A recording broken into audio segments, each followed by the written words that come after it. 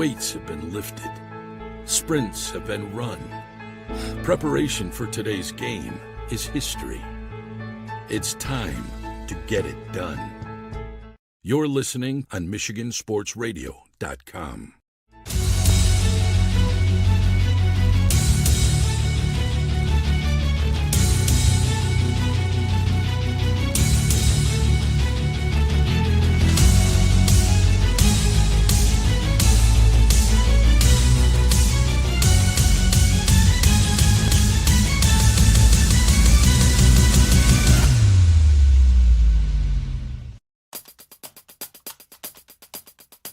The winter sports season continues as we're now into 2024. I'm John Ross, and this is This Week in High School Sports, powered by Michigan Student Aid. Happy New Year, and welcome back to the winter sports season. Believe it or not, our first basketball district games are just 7.5 weeks away. Let's take you through the rest of the hoop schedule so you know what to expect. And remember, this year the boys' finals will be played first, followed by the girls' finals. Boys districts will tip off February 26th, with district finals on March 1st. District assignments are already set, and the draw will be posted on February 18th. The regional round will be played March 5th and 7th, with the quarterfinals on Tuesday, March 12th. The Breslin Center in East Lansing will once again play host to the semifinal and final rounds. The semis are March 14th and 15th, with the finals on Saturday, March 16th. All quarterfinal and semifinal action will be streamed live on the NFHS network, and all four finals will air live on Bally Sports Detroit. Munising, Flint Beecher, Ferndale, and Cass Tech will all be looking to repeat as champions. On the girls' side, everything is 1 week later. So that means district play starts March 4th, regional play starts March 11th. The quarters are March 19th, and the semifinals and finals are March 21st, 22nd, and 23rd, also at the Breslin Center. Glen Lake, Hemlock, Lansing Catholic, and Rockford are your defending champs. In addition to the NFHS Network and Bally Sports Detroit, all semifinal and final games for both the boys and girls will also be available on the MHSAA Championship Radio Network. For scores, schedules, pairings, and more, be sure to check out MHSAA.com. It's time for Game Balls, when we highlight a trio of standout performances from over the break. First, Ludington's David Schillinger. He poured in 34 points in a 12-point win over Montague. In doing so, Schillinger becomes Ludington's all-time leading scorer, surpassing Mike Larson. Ortonville Brandon's Riley Abner also broke a school scoring mark. She went into the break with 1,176 points, more than any other hooper, boy or girl, has ever scored for the Blackhawks. And despite dropping a game to Buckley, Benzie Central's Jackson Childers won over 1,000 career points. For high school seniors, the matchup of the year isn't on the field. It's actually online. That's right. When you fill out the FAFSA, the free application for federal student aid, you could also be eligible for thousands of dollars in additional money from the Michigan Achievement Scholarship. Yep, nearly 80% of students who fill out the FAFSA may be eligible. Now that's a matchup we can all root for. Get started today at michigan.gov/achievement. The Michigan Achievement Scholarship. It's a game changer.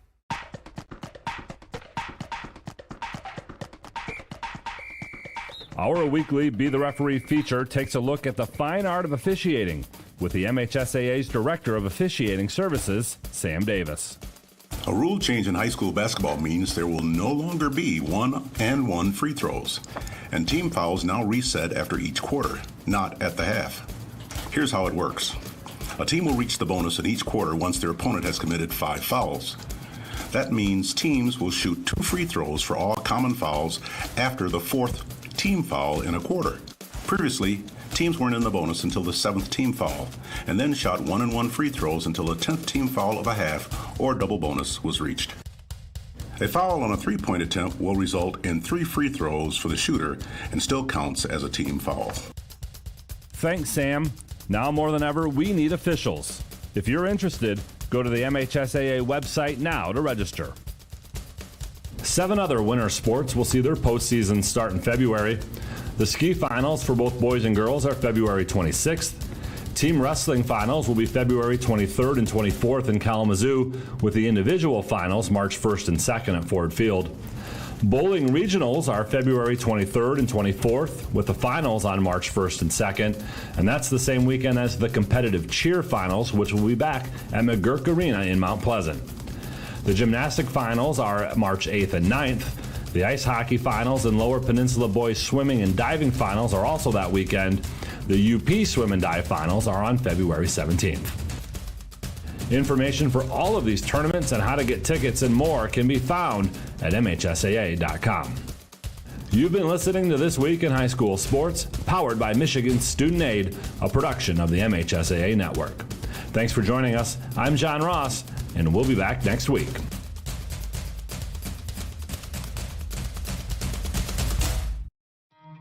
With their intensity, what a move by Wade to the corner, to Young, another one!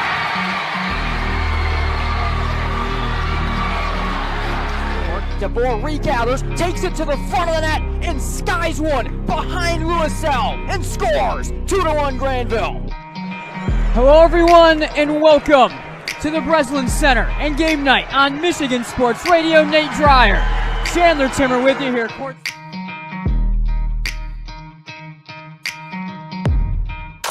Bob's Ragnaris drives, jams thunderously with two hands again. Cam Ragnaris, he's got 10. Bobo skips the right corner to Watson, catch and shoot three. Splash! Muskegon has taken the lead, 47-46. Justin Watson, another triple. He has 9, 138 in the third, and a big red lead. By Baker, they'll fling it to Steffen. Aldering to the basket. Merritt Aldering cocks it back, jams it. Timeout, Covenant Christian.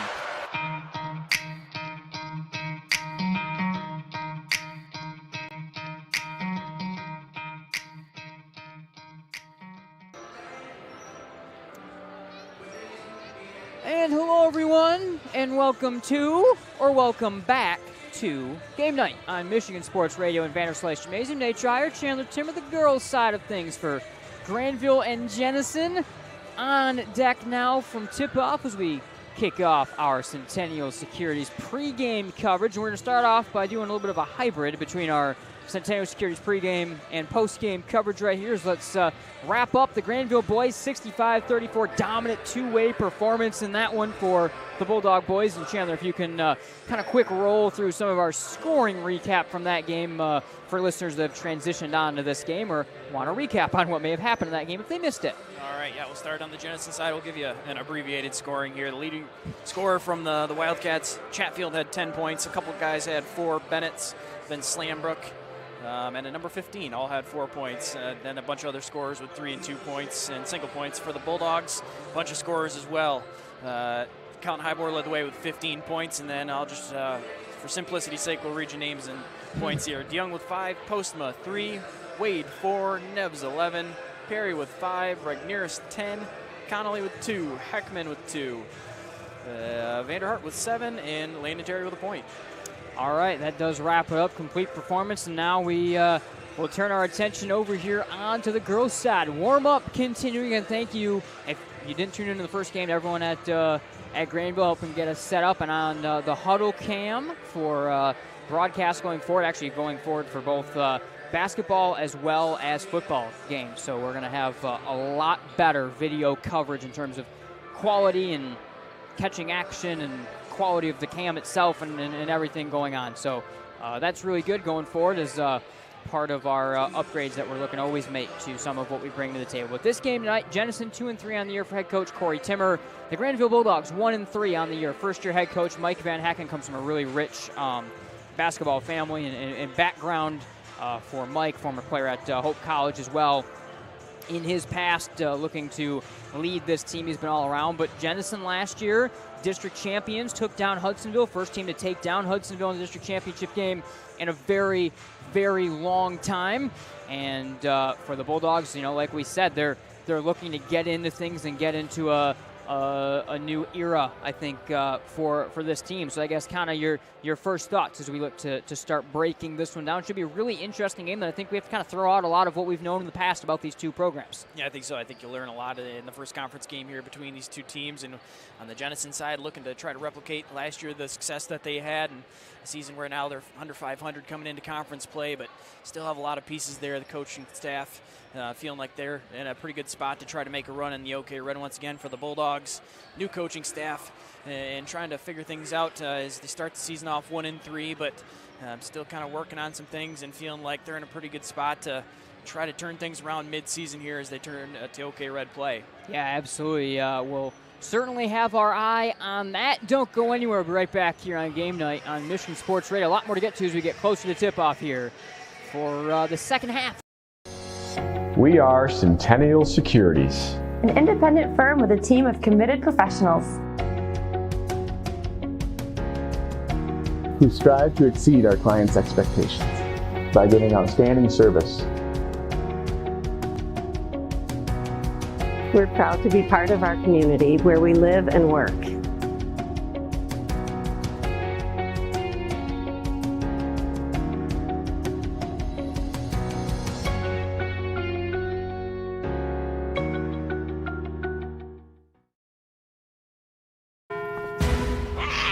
You can feel confident choosing Farmers, which means a black cat doesn't always spell bad news. What about a gang of them? Actually, a group of cats is called a clouder. Isn't that right, tough guy? We are farmers. Bum, bum, bum, bum, bum, bum.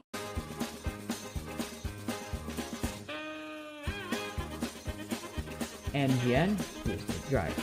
I am Chandler 2. Oh, wow. We're going to leave this in. All right. This is staying in the show. He is Chandler Timmer.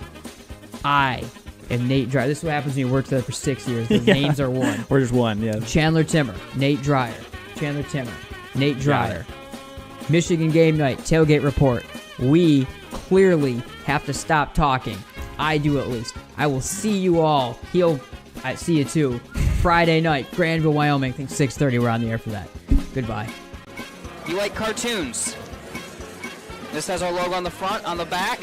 The Bulldogs, the biggest games, the best teams. That's our tagline because we do all of that, even though it makes some people mad. So I'm glad to see that after Tuckas came and went, that. Why are you laughing? I don't know. That things are still on track there. God. Jenison.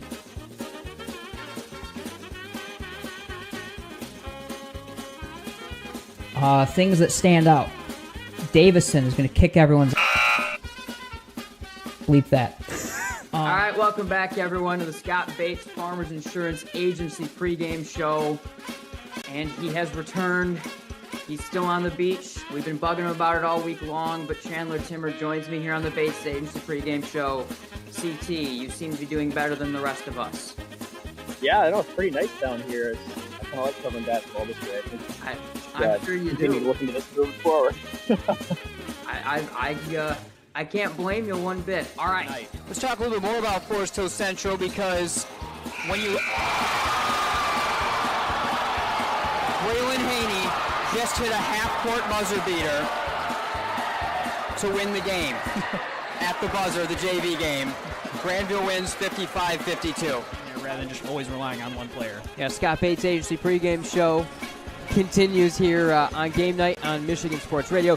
CT, I think the next thing that you have to mention most notably in this contest is break me every time still. Every single time that happens, it gets me. The winners still go to the Heartland student section last year at the Breslin Center. Those guys win every time. Season. And we'll wrap up our broadcast with the Heinz Orthodontics smile of the game. Grown at that point guard position. Tough backcourt in general. Getting to some of those other pieces that we have out there.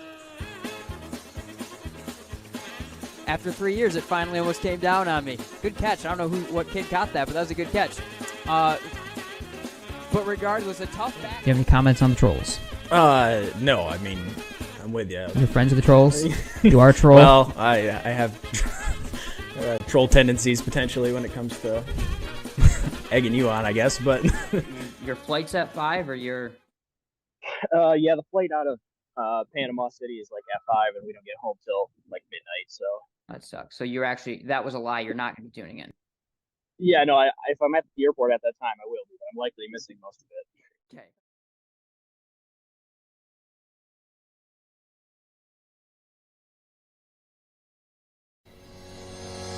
We are Centennial Securities, an independent firm with a team of committed professionals who strive to exceed our clients' expectations by giving outstanding service. We're proud to be part of our community where we live and work.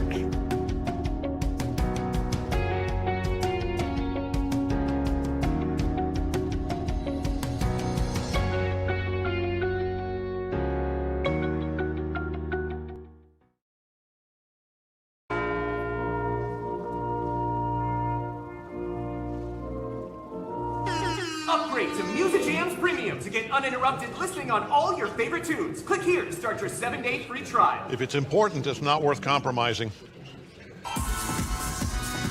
Which is why with Farmers, you don't have to compromise quality to get great savings on your insurance. I got this. We are farmers. Bum, bum, bum, bum, bum, bum.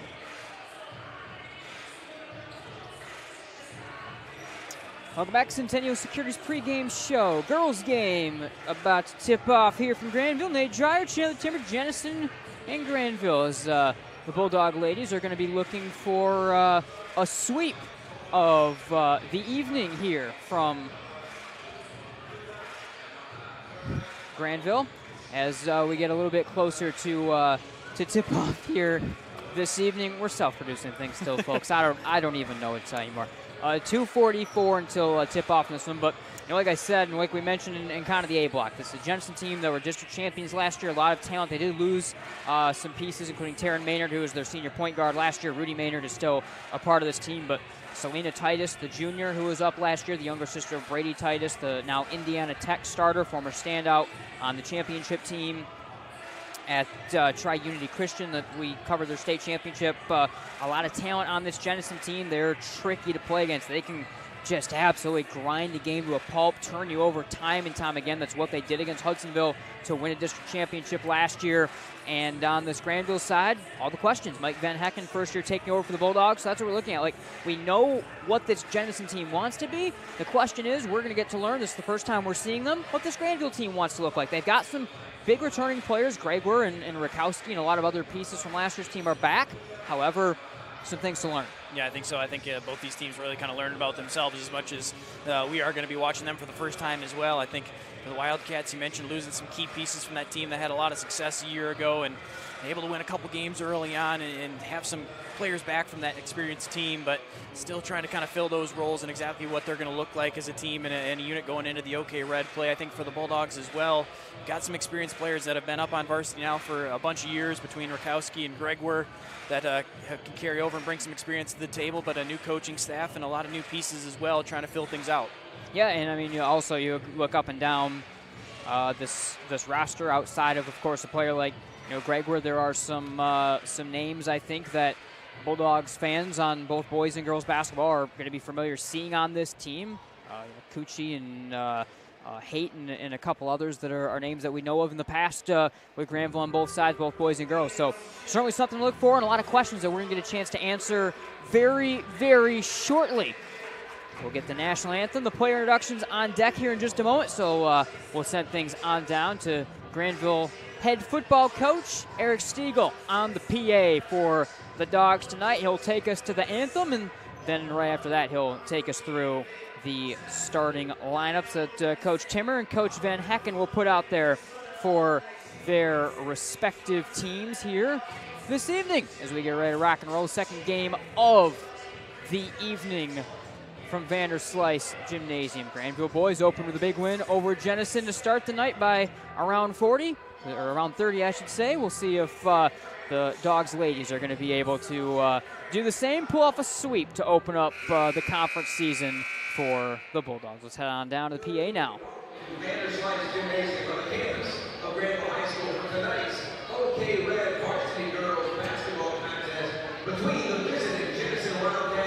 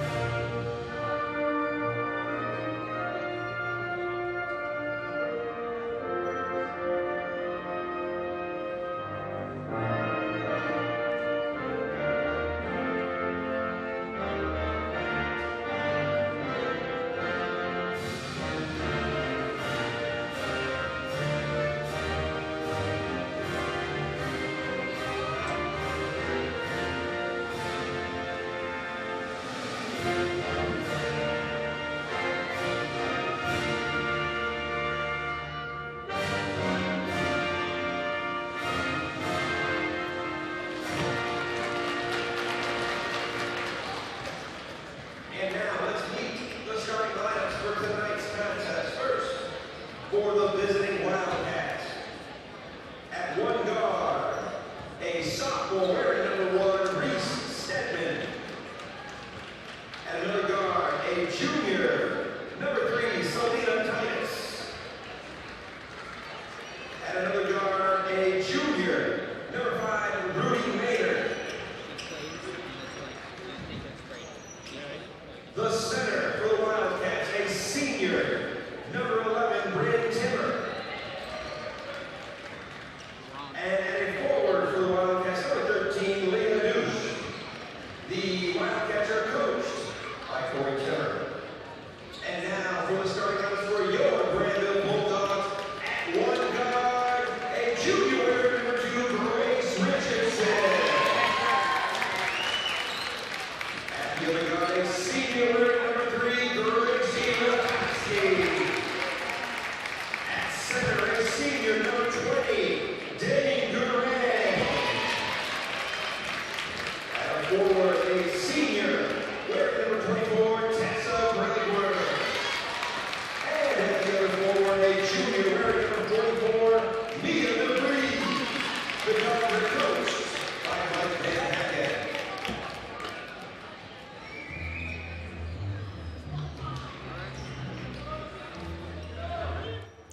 All right, there's your lineups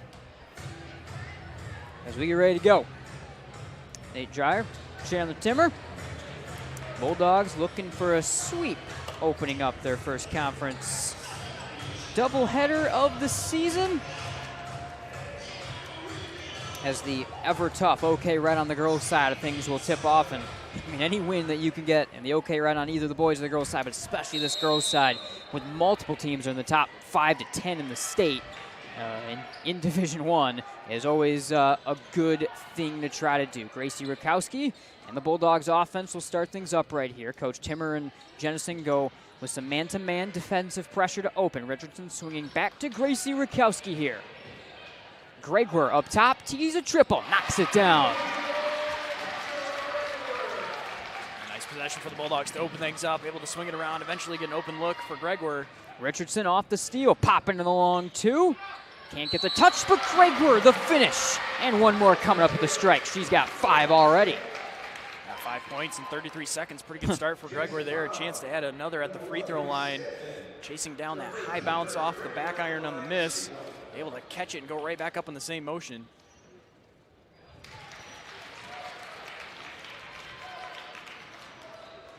Great start for Tessa. She's got all 6 of the Bulldogs' points in Grandville, breaking out a little bit of full court pressure right here. Of course, Mike Van Hacken, from the very rich history of the Van Hacken coaching family. His brother Dan was at Hamilton, led that team to a Final Four as Titus went blowing into the lane and picks up the foul on Grang. But defense and pressure. We went to Hamilton. My sister played for the elder Van Hacken there. We know what his girls' teams brought to the table and what Coach Mike Van Hacken's done at other stops he's made along the way.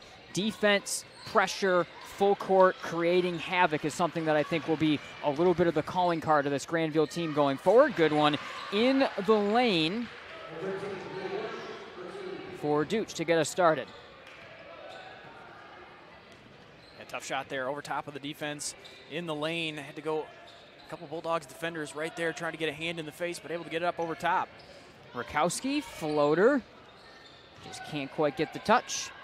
Grandville team 1-3 on the season as they get things started, and Titus will push, but the first win, like we mentioned earlier, triple corner off the mark for Maynard. The first win and the first game of the year was a win on the road for Grandville, up at a showcase at Petoskey against Hart, who was a D3 Final Four finalist last year. So, or a D3, I should say, D3 Final Four team competitor last year. So a team that's already picked up some big wins already, looking to do that against a rival and a reigning district champion in Jenison. Richardson unable to hang on to that hot pass that goes the other way, and Selena Titus will be throwing in, will garner a lot of the attention for Jenison for good reason. If you saw her brother Brady play and the way that he took over basketball games at Tri-Unity Christian, she has the ability, running the offense, to do a lot of the same with a huge amount of intensity. It was a big part of the district championship win and unseating Hudsonville for the first time in nearly a decade in district play last year.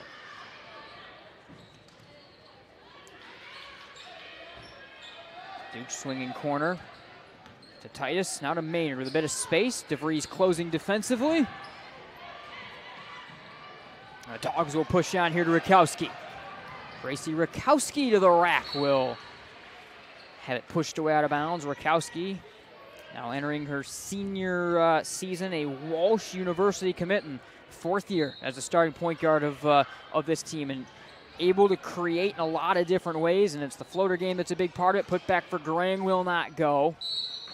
And the Bulldogs will give it up right here, but Rakowski, we've seen it for 4 years now, and we know exactly the kind of player that the Bulldogs are going to have as they go to this kind of full court 1-3-1, 2-2-1 type pressure. A bit of a hybrid look out of that as a kind of open 1-3-1, morph into the 2-2-1. Selena Titus able to break it.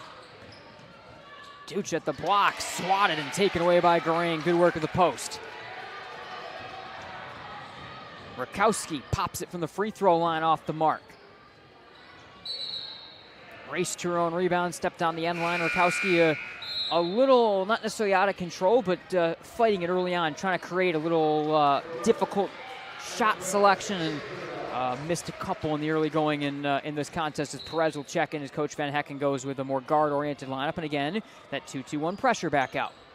I think Rakowski just potentially a little frustrated as trying to go into the basket and attack earlier. Might have been a little contact, didn't get called there. She tries to hit the mid-range, got deflected as well.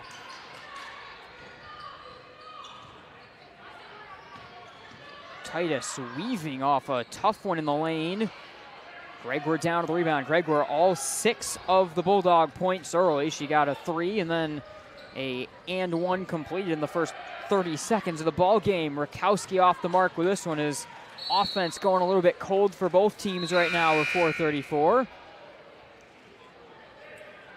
Chatfield will check in for the Wildcats right here, but regardless, I mean, that means Coach Van Hecken will be able to set up his full court defense, which is what he wants to do anyway. This will be a 1-1-2-1 type look right here. A lot of different pressures in the full court being used by the Grandville defense early. Mid-range off the mark for Bryn Timmer. The follow, and fresh on the floor, Chatfield able to get the finish. The Bulldogs holding up off that pressure have held the Wildcats initially off the board, but then they're on the offensive glass. Chatfield able to get one. Rakowski pops it up top, no. First half of the quarter gone. Down the floor, Titus. Into Chatfield again. Gregor rips down the board. The interior defense for the Bulldogs been creating some issues, trying to get some shots up, and able to hold their ground, try to force tough angles to go around to get those shots, even though close to the basket. Grace Richardson knocks down the triple. A couple threes now for the Bulldogs in the early going. Gregor one right away. Richardson, one of her own.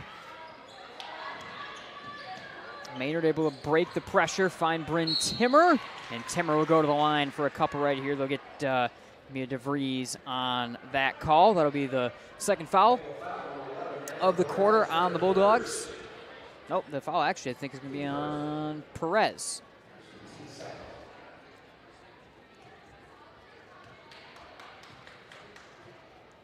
It is on Perez officially, and Timmer will have another one coming here. Couple substitutions getting set, check in, including Allison Dallett returning, senior. Played some key minutes last year for the Bulldogs off the bench, looking to do the same in her senior season. Timmer unable to get either go at the line. Offensive struggle for both teams early. Both have just mostly felt out of a rhythm. That one right on cue over the head of DeVries, and you can see the differing styles between the two teams. You've got a Grandville team that they want to go into the full court pressure. We're having a discussion here because this one may have been tipped on its way out, but I know a Grandville team, they want to go in some of the full court pressures. The Dogs will keep it. Meanwhile, Jenison wants to play half court. They want to slow the game down. They want it kind of sloppy half court versus sloppy full court. So you combine those two things and you have two teams completely out of a rhythm. That's definitely what you've seen early on. Neither team able to truly get comfortable. The Bulldogs, the advantage early on, able to get out and move a little bit. DeVries stripped to the basketball.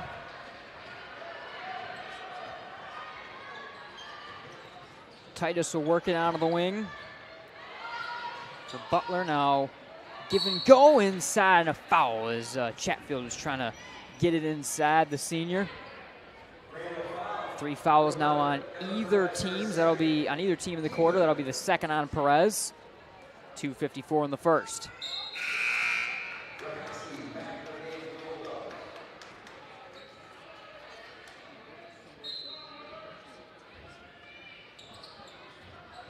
Inbound up top to Reese Stedman. She'll pop the triple. Can't get the roll. Dowett rips down the board, gets fouled by Chatfield. 4th on the team. On the quarter on Jenison. The Bulldogs working on trying to shoot some free throws right here in a 9-4 ball game. Grandville averaging 48 points per game on the year. Jenison averages 43. Both teams giving up in the mid 40s to kind of 47, 48 range as well. So 2 teams that, in terms of the total numbers, have been pretty similar in that regard. Rakowski, mid-range pop and score. Nice shot created right there from Rakowski, and she's able to find the score sheet for the first time. Rakowski in rhythm, they're able to hit that one. Able to turn the corner and sees it rather than going all the way towards the basket, able to pull up and hit the mid-range. Rakowski running on to Gregor. Dowett traveled. As Dowett is looking to put that one on the floor, close out from the Wildcats, forcing the misstep there in the travel before she could make a move. Quick 30-second timeout on the floor. We'll stay with you. Thanks as always to Centennial Securities and Farmers Insurance. They're presenting sponsorship of Game Night on Michigan Sports Radio. 2:16 to go in the first. And last couple possessions out of Gracie Rakowski is, I think, exactly what the Bulldogs and Coach Van Hecken want to see out of their 4th-year senior. We've said this for a couple years now. She's at her best, but she's playing right on the edge of control in the full court, running the break, creating off the bounce, creating off steals and the easy full court runs. It's where Rakowski's been at her best for 4 years, and this is an offensive system with some full court defense that plays right into that. Yeah, it does. I think she's going to fit pretty well into what Coach Van Hecken is going to bring to this program, and I think you see there the first couple minutes of the first quarter, things a little bit out of control, maybe a little bit past that line that Rakowski's looking for, forcing some shots and a couple turnovers, but now you're starting to see her settle in a little bit there, right within her game, still being aggressive. That's going to be a huge thing for the Bulldogs. Need her to be aggressive to help the scoring out, not reckless either. Theme of the night has been a really great defense from the Bulldogs, so we're going to a matchup zone here. Triple out of the corner off the mark for Butler. Butler gets the second chance, and Bryn Butler, the freshman wing, will go to the line here for Coach Timmer and look to get Jenison back on the board. Foul on Garang.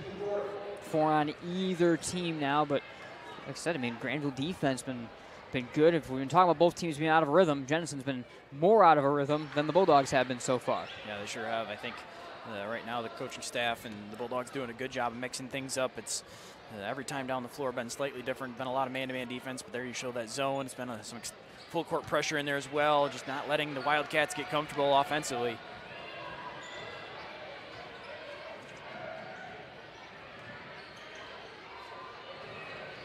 Titus coming away with a steal. Selena Titus.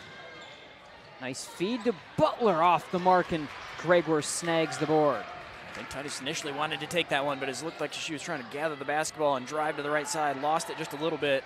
Quick pop triple off the mark for Dowett, but Richardson keeps the board, and it gets run away in the full court by Chatfield. Good work coming back defensively there from Rakowski to make Jenison have to reset the possession. A little under 90 seconds to go. First quarter, 11-5 Bulldogs. Yeah, good effort from Gregor and Rakowski there, both getting back on defense. Gregor stopping ball initially. Rakowski able to come over and knock it free. Nice feed flying to the basket. Chatfield, she's got 4, leading the way offensively right now for the Wildcats, and that's 4 of their 7. She's been able to slip to the basket a couple different times. Got fouled earlier that time. Doesn't, and able to get the shot up. Rakowski can't quite get the roll off. A nice shot created. Both teams one away from the double bonus here. Titus swinging, triple try. Off the front rim for Stedman. The put back for the freshman Butler is off the mark. And she'll go back to the line. Some good work from the freshman since she has come on the floor. pushing the glass pretty hard offensively on the right side. They're able to go up and steal that one away from Dallett on the right side.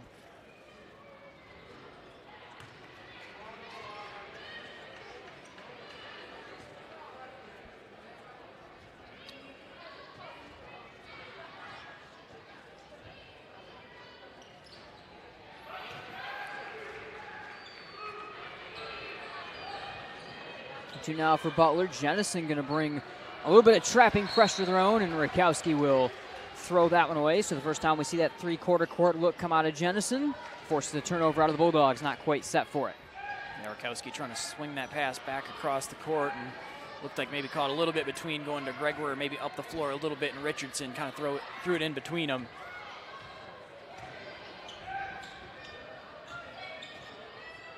Rudy Maynard up top for Chatfield, ripping away with that one. Selena Titus defended by Richardson. Leaping Butler settles it down inside 30 seconds in the first. Let's see if Coach Timmers may be waiting for the final shot. Triple try to tie from Titus. Board to Garang. Final 15 seconds. Rakowski will run the offense for the Bulldogs. All the way to the rim. Floater off the mark. 6 seconds for the Wildcats and Butler. Titus with 2.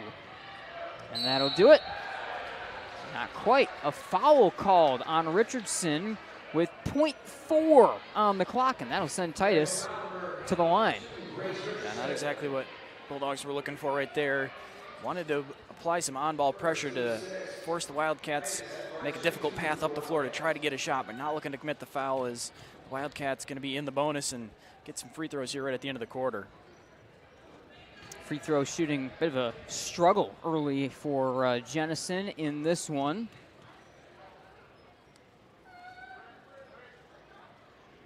Titus unable to hit either of them, and that'll do it for our first quarter. 11-8 Grandville after one. Don't go anywhere. The 76 Diner and Truck Stop would like to invite you and your families to come and check out their diner. With locations in both Byron Center and Coopersville, they're a great place to stop before or after the game. They have a wide variety of menu choices to feed all the kids. They serve breakfast hot all day, and they're able to accommodate all of your large group needs. Their full menu is available for takeout orders, and they have online ordering at 76truckstopdiner.com.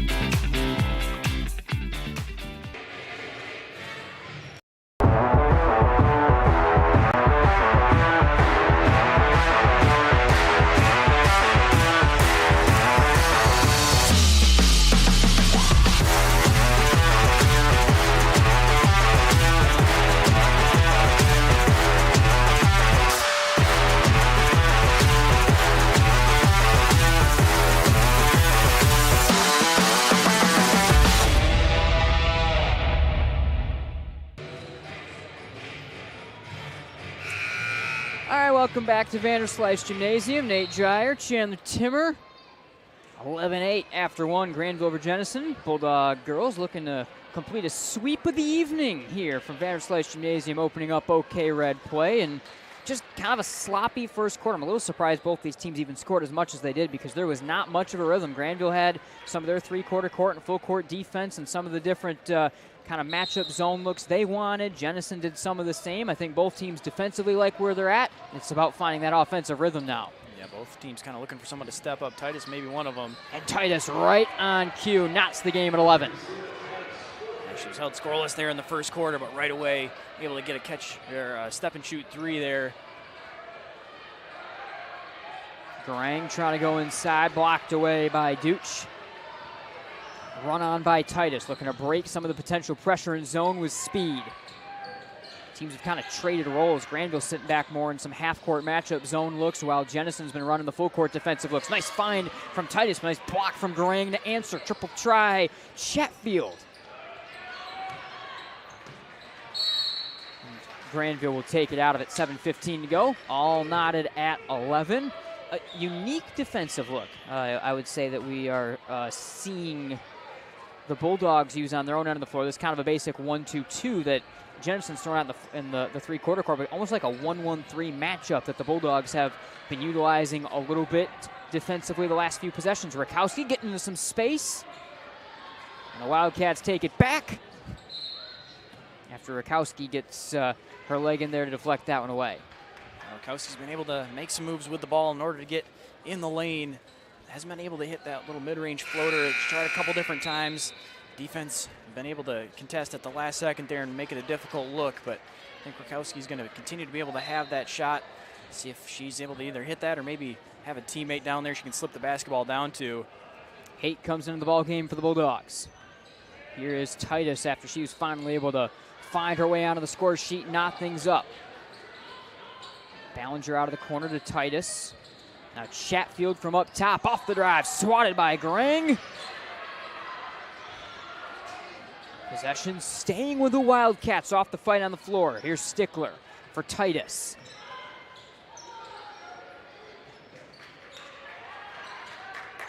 Titus looking for Ballinger, got the senior. Reset here with Chatfield. And then Titus staring at Rakowski, the guard-on-guard matchup. Around the screen, Titus to the rack, swatted hard, she'll go to the line. Big part of her game, the slash, the drawing of contact, getting to the line. It's one of the things when you've got such an athletic, quick player to the hole like what Titus is, trying to defend that. Yeah, get a screen for her out in the wing, and then gets just enough separation between her and Rakowski where she can turn the corner, force the defense down low to try to come over and get the block. The first foul on Rakowski, and Titus will put Jenison on top for the first time. 4 now for Selena.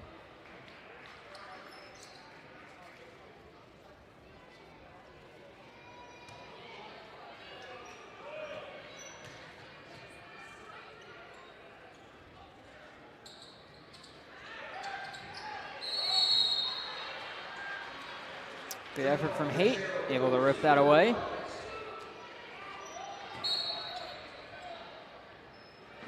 Again, the 1-2-2 3-quarter court trap will get set up right here. Broken to DeVries.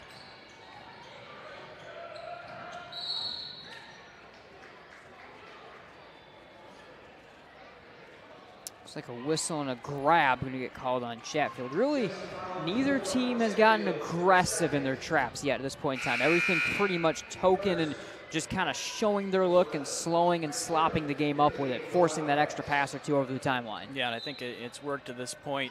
Both teams kind of getting the look that they want out of it. We'll see if either team eventually going to turn the intensity up. Mia DeVries puts the Bulldogs back on top. First points in the second quarter there. Had been a slow start for the Bulldogs in the second, but able to get a post touch down low, right on the right block off the inbound. Maynard quiet so far, able to find Timmer. Back to Maynard, now back to Timmer again in the post. DeVries rips it right away. She's pressured. Let's see if the Bulldogs have to call a timeout. They're able to get it to Richardson. Richardson gets picked up here by Titus. Now Rakowski with Maynard watching. Dogs back up one. Triple try. Gregor off the mark with that one. Right down to Richardson. She'll go to the stripe. Bulldog going to take that an open three from Gregor off the front iron, but Richardson sees it the whole way, crashing that side, able to catch it, continue our momentum towards the basket. Foul on Leah Dooch, and he'll send Richardson to the line. Second of the quarter on the Jenison.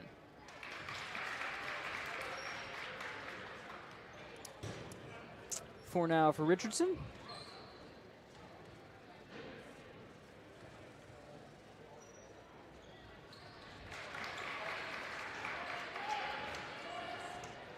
Richardson, one of the newcomers to the team, or at least to the primary rotation for the Bulldogs this year, stepping into that kind of second guard spot alongside Rakowski, bounding into the lane. Titus got it to go off the window.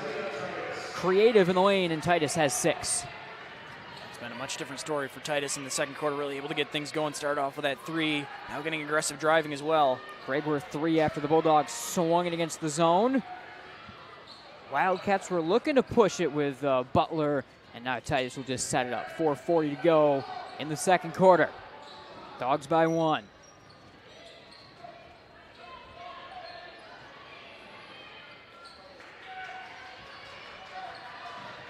Titus defended by Rakowski.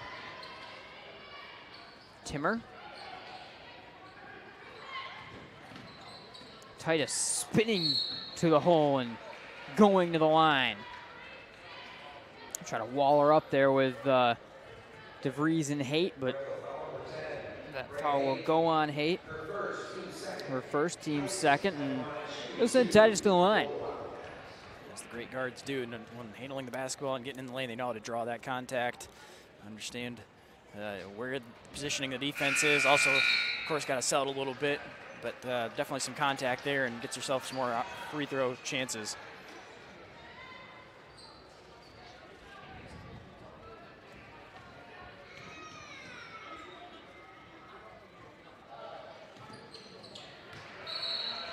Titus knots the game. She's got 7. Really solid second quarter. Just stepping into the game you expect to see out of Titus. She'll get a breather out of it. Jenison walks out the 3/4 court trap.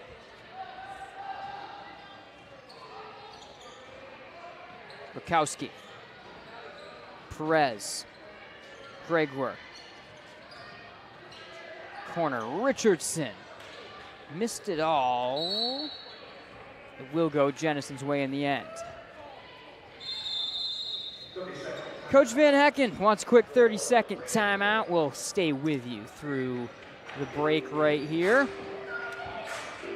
And we'll welcome you up top. Vanderslice Gymnasium, Nate Chandler, 15 all. You know, it's just been a sloppy, tough game, to say the least. Some shot making, especially the three-pointers, have been there for the Bulldogs, and then Selena Titus finding her offensive groove in the second quarter. The difference for Jenison that's gotten us knotted up. Yeah, I think the Bulldogs able to get off to a quick start.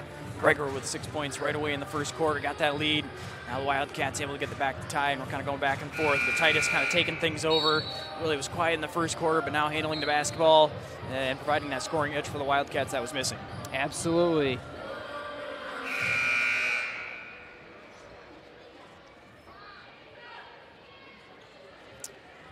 Exactly at the halfway mark of the quarter here. Bulldogs will go to a full court 2-2-1 right here. Showing some pressure out of it over the timeline to Stickler.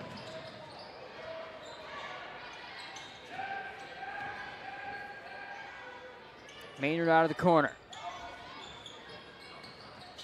Rakowski matching up defensively there. Stedman trying to drive on Richardson. Maynard has it poked by Rakowski. Wildcats will keep it up top. Butler, the freshman, turning from the line into the lane. Can't get it put back in a foul. Will send Timmer to the line. Wildcats continue to do some work on the offensive glass. They've had a lot of extra opportunities and looks off those offensive rebounds. The Bulldogs still trying to figure out how to get a body on the Wildcats down there, provide a strong box out, and get some hands on the basketball. Free throw shooting, big struggle for the Wildcats early in this one. I don't think they've had a single completely clean 2-for-2 trip to the line. Able to get one of two, though.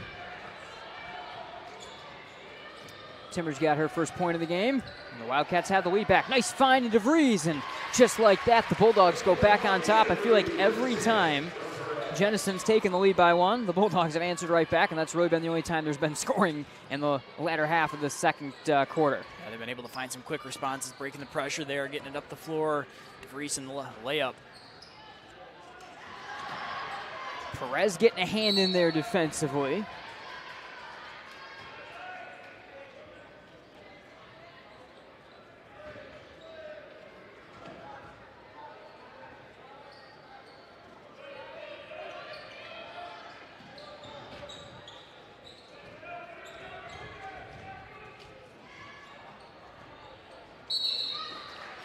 Butler some issues, will double dribble, and the Bulldogs will take it. Looked like Butler was going to try to swing that one over to the opposite wing and Stedman, but in the process, kind of still dribbling the basketball, maybe going to try to drive, and ended up double dribbling there and turning it over. The Bulldogs get another opportunity.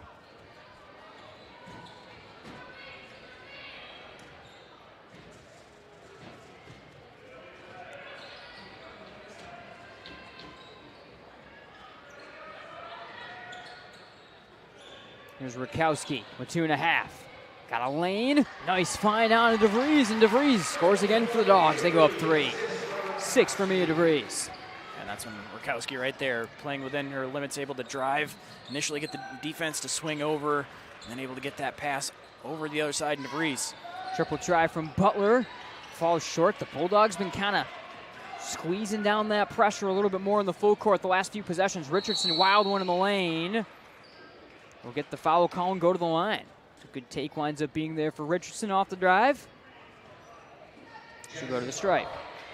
I was waiting initially to see if that was going to be called a block or a charge. Looked like Titus tried to slide in there at the last second, but did so just a little too late. Richardson already making a move to go towards the hoop. That's foul number 2, by the way, on Titus.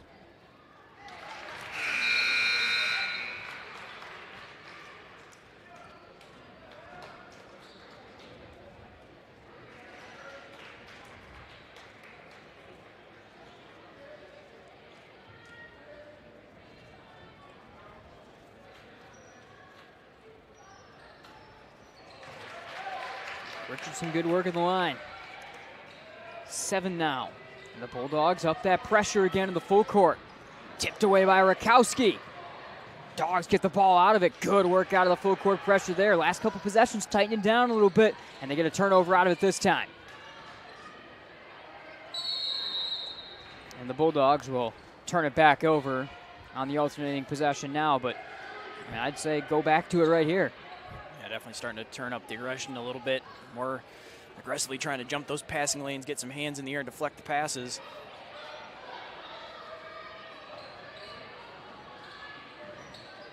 Maynard loses the handle. Richardson running the defense out of the trap, and a timeout forced to be called by Coach Timmer. Bulldogs forcing a little bit of havoc right now. A quick 30-second timeout on the floor. The Dogs forcing a little bit of havoc. I really like the full court defenses being brought out by this team this year under Coach Van Hecken. Something last year, Grandville had some pretty effective kind of quarter court matchup zones that they would utilize. And of course, you know, part of how they were able to beat West Otto in the first round upset in the playoffs. But I think it's something that's going to be a big part of this team down the stretch run is some of these full court defenses that look pretty well schooled, and when they're starting to up the intensity on, causing a bit of havoc against teams with good guards. Sorry. Yeah, no, exactly. I think impressive from the Bulldogs, and it looks like they've got a couple different variations that they can throw out there. Pretty relaxed pressure early on, just kind of trying to establish the defense, see if you can force the Wildcats to make some unprovoked mistakes. And then now, as you approach the end of the first half, starting to turn it up a little bit, really trying to get more aggressive, turn those into some turnovers and opportunities in the fast break. Maynard breaks it over the timeline. The Dogs come away with another steal. 2 steals and a timeout forced. The last 3 times they've run the look. Rakowski to the rack. Can't get the roll off the low shot. Picks up her own board for Richardson. Tries a 3. Grace Richardson can't get the feel there. Saved in by the Dogs. Good effort. Couple of possessions right here. Rakowski toes up the triple. And Jenison will finally take it. A couple chances there for the Bulldogs, and love to see the effort. Rakowski, Richardson as well, chasing the ball down, give themselves some more time with the basketball. Ended up not getting anything out of it, but the effort there to give yourself multiple looks. Love the way the Dogs have been able to take control of the game when they've switched up their defense. They're looking to do it again right here. Wildcats near side to Stickler. Skips it over the timeline. They're able to break the pressure this time to Maynard. Brody Maynard held off the score sheet. The senior will start things up offensively to the corner for Stickler. Tries the 3 over top of DeVries. Board chased in and saved into Rakowski. 30 seconds on the clock. Lifting to DeVries. Good quarter of work from the junior. Unable to get the turning finish. Stedman up the floor. Maynard just inside the arc. Got the long 2. Yeah, there Maynard able to get herself onto the score sheet just under a minute to go here, and able to hit the pull-up shot there in the mid-range in transition.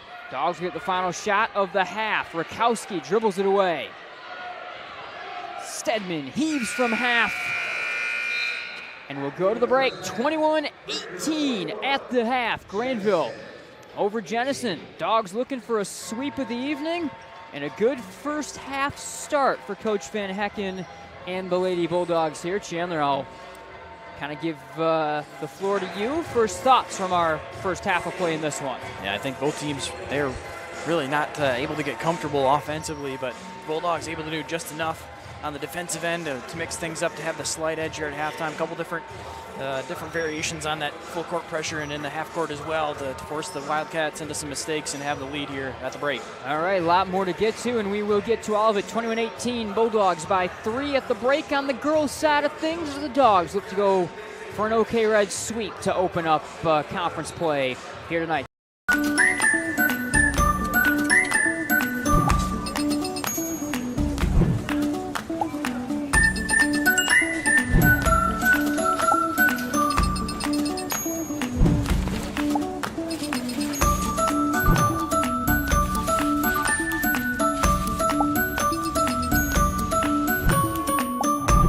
What would you do with some extra time? Shop Fastlane today. Somebody once said life moves pretty fast, and that's exactly how we like it. Want to build something? Great. Start businesses, build bridges, raise a whole city. Future in fighting crime? Want to save lives? Do it all here. But you've got to go forward fast. Because today is now, and tomorrow is soon. And to get ahead of the game, you got to get ahead of your time. This is your future, so take it and move all of us forward. Are you looking for a new career? Aetna Supply is hiring. Aetna Supply is Michigan's #1 plumber wholesaler, servicing local customers for over 50 years. They offer great benefits, a 401k with company match, quarterly bonuses, and no Sundays. Once again, check them out at aetnasupply.com/careers or click on their logo on the Michigan Sports Radio homepage. Have you recently collided with a deer or been caught in an unfortunate accident? Don't worry, Car Center Collision and Glass is your trusted partner to bring your vehicle back to life. With convenient branches in Cedar Springs, Burton Heights, Alpine, and Big Rapids, we're right around the corner to provide expert assistance. From collision repairs to mechanical fixes, we're your one-stop solution for all your car needs. Check us out at carcentermi.com.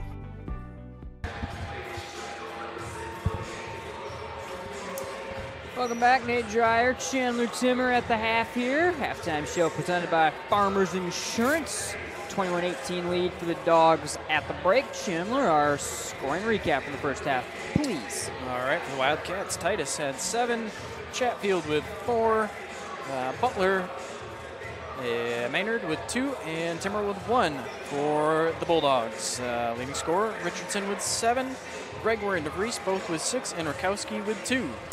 All right, I think you set it up well right there. When you look at the first half of play, you know, for the Bulldogs, it was a balanced scoring, really balanced scoring for both teams. But Grandville going to Richardson with 7, and then Gregor DeVries just following that title as well. Titus leading the way for Jenison. But the real turning point, you would have to say, of that first half of play completely goes back to kind of the end of the second quarter. Coach Van Hecken for the Bulldogs, they've been showing a little bit of token 2-2-1 pressure in the full court throughout the first part of the game, but for the last 5-6 possessions, they kind of upped the wick, upped the intensity, tightened things down, forced 3 turnovers or so, forced a timeout, and I think kind of showed a little bit of annoyance to the Jenison offense with what they're able to do in the full court defensively. Yeah, I think so. I think we'll probably continue to see some of that in the second half. We'll see right away, or if they're going to continue to kind of save that in their back pocket as the game goes along, if this thing stays close. And you saw once the Wildcats started to get going just a little bit in the half court with Titus starting to take things over, driving, getting downhill and getting herself to the free throw line, and her scoring picking up there in the second quarter. Then you start to see that pressure turned up, trying to avoid that in those half court possessions. All right, a lot more to get to still here. 21-18, 3-point lead for the Dogs at the break. Don't go anywhere. We'll be right back here. Looking for a great place to buy a used truck or car? Check out Extreme Truck and Auto Center, located at 1098 O'Malley Drive in Coopersville. They have a huge selection of trucks, cars, vans, and SUVs. Stop by their lot or give them a call at 616-384-3777. You can check out their inventory at xtacenter.com. Michigan hearing experts sell and service several brands of hearing aids. Are you having trouble having a conversation or unable to hear the latest play of the game? We perform comprehensive hearing exams and use real ear measurements to ensure optimal functioning hearing aids for your unique needs. Our highly trained doctors of audiology are dedicated to helping you reconnect with your world. Visit MichiganHearingExperts.com to find a location near you and take the first step towards better hearing with Michigan Hearing Expert. Cornerstone University. The professors are very open to helping whenever they can. Academic excellence, character-driven athletics, Christ-centered community involvement. Cornerstone has been a great opportunity for me to grow as a leader, just being able to approach people and be warm and welcoming and hospitable. Experience it for yourself. Attend a Golden Eagle Day at Cornerstone for a taste of campus life and the chance to meet faculty and staff. To arrange a visit for your high school junior or senior, go to cornerstone.edu. Cornerstone University. Build a life that matters.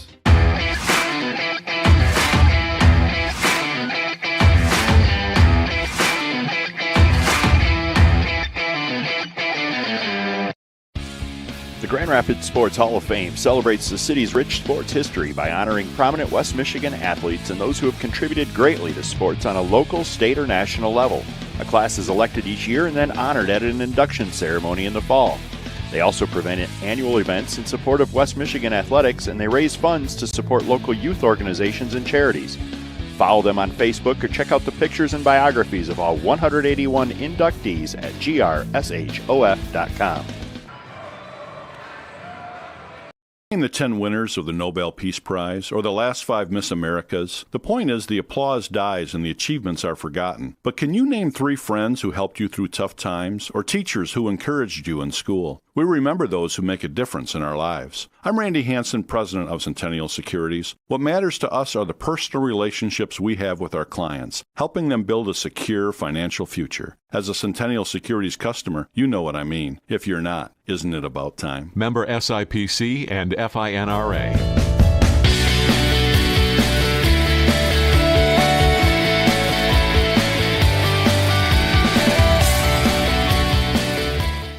Hey everyone, Nate from Michigan Game Night. If you haven't already, make sure to check out the MGN shop. You can find it through MichiganGameNight.com or the Michigan Game Night page on Michigan Sports Radio. Click on the Buy MGN Merch button or tab on either page and find your way on over. You can check out a store that has hats, beanies, sweatshirts, t-shirts, water bottles, and everything in between, from just simple MGN logo designs to playoff featured designs, designs with famous calls and moments from MGN, and much, much more. Make sure you check out the MGN shop through MichiganGameNight.com or MichiganSportsRadio.com/MGN. Can you identify your number one personal trait? The thing that you do better than most others? If not, this may be a good time to think this through. If you're really good at writing, then why use the phone? If you're great on the phone, why use email? If you have exceptional human relation skills, why sit back and let others lead? I'm Randy Hansen, president of Centennial Securities Company. Playing to our strengths is something we do very well at Centennial. And if you're already a customer, you know what I mean. If not, isn't it about time? Member SIPC and FINRA.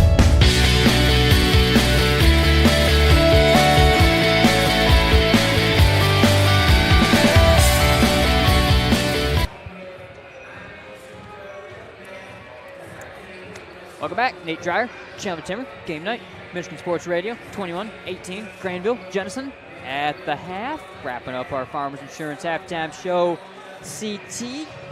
About a minute and a half until we get things back underway. Take us through kind of some of the keys to the second half for Coach Timmer for the Wildcats and Coach Van Hecken for the Bulldogs. Yeah, I think for the Bulldogs, I think you'll continue to see some of that pressure defensively, see if they break it out right away or if that's something they're going to continue to ease in as the game goes along. But I think they've always going to have that option throughout the course of the second half, but also offensively. And once you get those turnovers, playing under control, Murkowski, Greg were in there as well, maintaining that control offensively and getting some looks. Richardson had a strong first half, getting her some looks in the half court. I think for Coach Timmer on the other side, they started to figure out the half court a little bit, having Titus out there able to handle the basketball. Maynard as well, a scorer for them that only had 1 field goal there in the first half, can be a strong shooter for them if they can find her some open looks. Yeah, no, absolutely. Final 40 seconds. Both teams will get their final words in. We'll get ready. Second half. Can Grandville pull off the sweep, or will this reigning district champion in Jenison find a little bit of their groove and get their OK Red season off to the best start possible with a win in just a few moments and seconds here as we get ready to go. Again, thank you to Farmers Insurance for being sponsor of our halftime show. Centennial Securities, our other presenting sponsor here on Game Night, and thanks to all of our other sponsors at Game Night or on Michigan Sports Radio to help keep us on the air. Dogs get it to start the second half. Lineups that open the ball game will open your second half.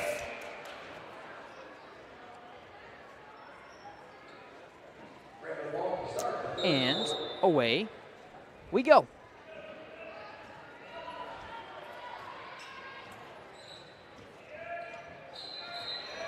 Shrevel on the exchange between DeVries and Rakowski. Only 2 points for Gracie Rakowski in the first half. Certainly one of the main keys for the Bulldogs is to find a way to get their excellent senior going, and along with this full court pressure coming back. Yeah, it looked like DeVries was going to just give the little handoff there and maybe expected Rakowski a little bit closer than what she was and force the timing there just to be a little off. Wildcats are able to break it and swing it back to Titus. Now in the corner, Maynard with some space against the zone. Can't get the roll. And the board down to DeVries. And right away, quick timeout called by Coach Van Hecken as he wants to settle some things down for his team. So the Dogs forced to call a timeout right away to try to get some things set. Yeah, I think didn't love that look defensively. Open three given up there, the zone a little bit late there to try to close out. Didn't really see that pass the entire way, and so I think right away probably going to address that so that doesn't happen going forward.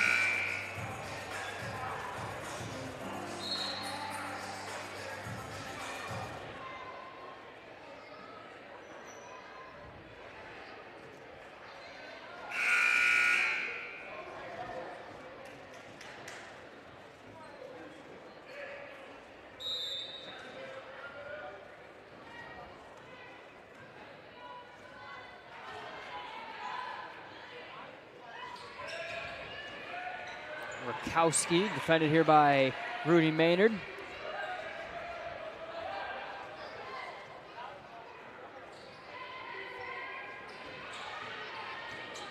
Craig no look to Grang.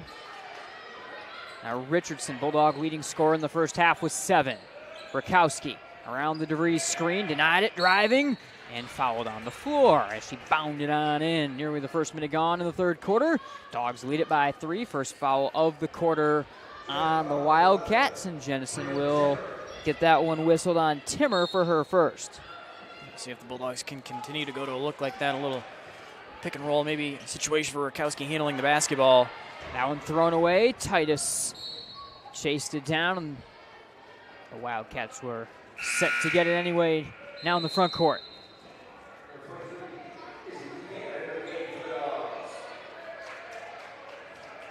And Kanan will check in for the Bulldogs.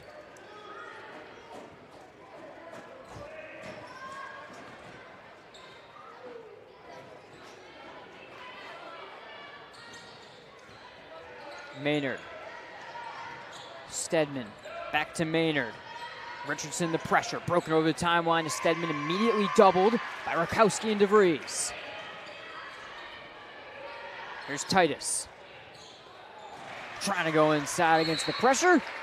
Dogs take it back. The pressure doing its job right there. The Wildcats able to get across the timeline initially, but then still keeping up the double team and chasing the Wildcats around in the basketball, forcing an errant pass.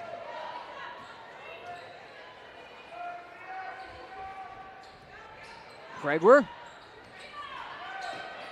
Tessa again open to the first 6 points in the game in the first about 30 seconds and has been quiet since. Back to Titus, gaining speed. Triple try. Stedman. Splash. We're tied.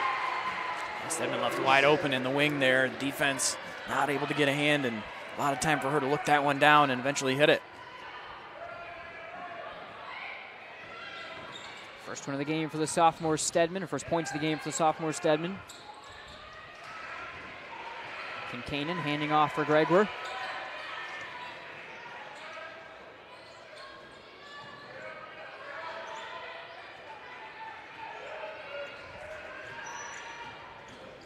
Rakowski off the bounce. Titus didn't see it. Held ball. And Jenison gets it on the possession arrow.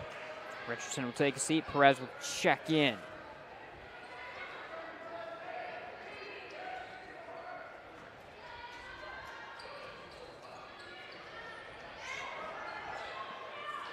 Stedman off the tying triple, finding Titus.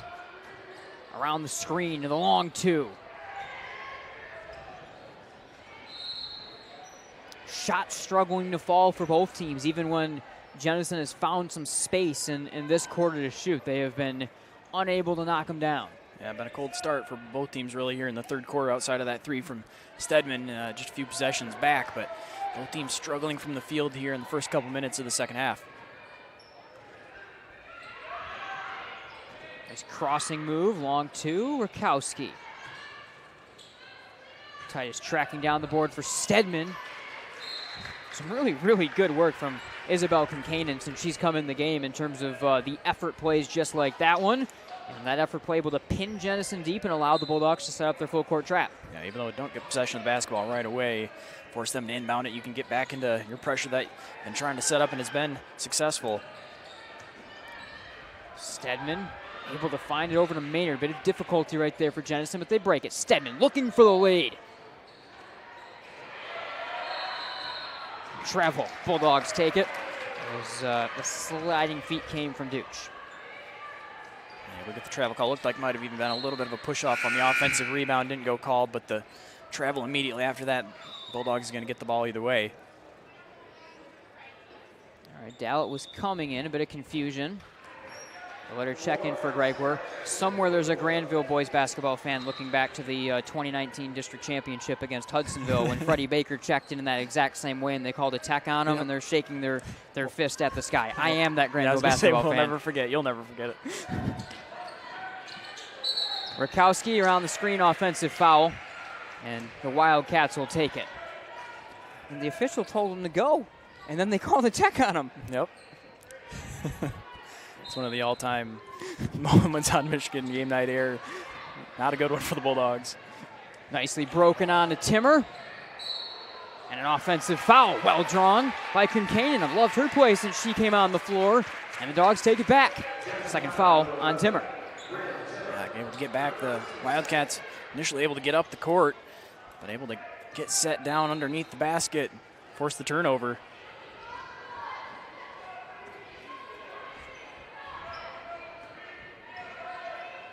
Rakowski finds back Kincaid and one. Yeah, there's the pick and roll that they've been trying to get to. The timing has just been off. Been trying to get the ball either to or Rakowski or trying to get her to get the basketball down low. And she had some issues on the timing and turning the basketball over, but right there executed perfectly, slipping it down, able to get the and one look. So Kincaid will go to the line.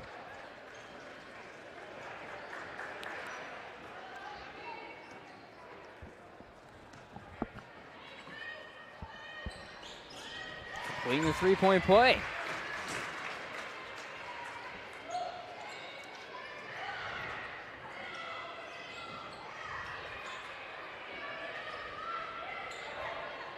Butler, the freshman, trying to dump inside. Will stay with Jenison as Perez got tangled up trying to steal the basketball. It's going to be a grind the rest of the way if you're going to win this game. It is, I don't see this becoming a game where your team's going to get a chance to really pull away just to where the offenses are at right now. Maynard and not the ball game. Titus getting the steal away from the push from Dallett. Triple try, good. Butler knocks the game back up. As the Bulldogs have gone to the pressure and some zone looks defensively, the Wildcats have started to get some three looks out of it. Rakowski able to fight to the rack, but can't get the finish. 3.5 in the third, tied at 24. Stedman trying to go all the way to the basket. Saves it out for Titus, driving for the lead, back and one.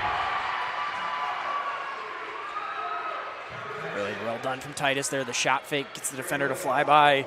Then she has the complete right side of the lane to drive through before the defender late gets there to try to contest it, but does a great job finishing around the rim there, get some spin on the basketball to get it to drop. Titus looking to become our first player in double digits in this ball game. and does so.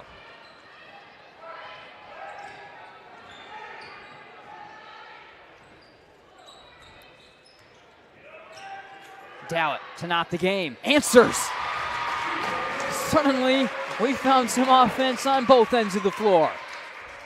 Yeah, quick shot in the possession, but looked like that was by design for the Bulldogs. Right away, Dallett with confidence at top of the key. Good active hands from Perez. Broken over the timeline to Maynard. Trapped immediately. Titus swinging, wing. Stedman tries the three. Lefty off the mark. Board to Butler. Titus swinging, wing. Maynard with space.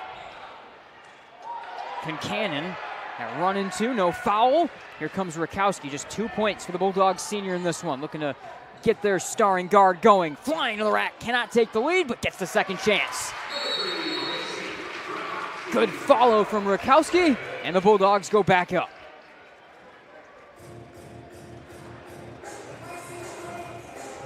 All right, full timeout.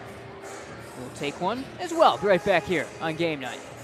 It's a beautiful time of year, but for many, it is also the beginning of allergy season, which means lots of sneezing, itchy, watery eyes, runny nose, constant drainage, or ear pressure. These are all allergy symptoms we regularly treat. Don't let your allergy stop you from enjoying what you love to do outdoors. We have several ear, nose, throat, and allergy specialists ready to see you. Find us online at MichiganENTallergy.com. We look forward to helping you enjoy the outdoors again.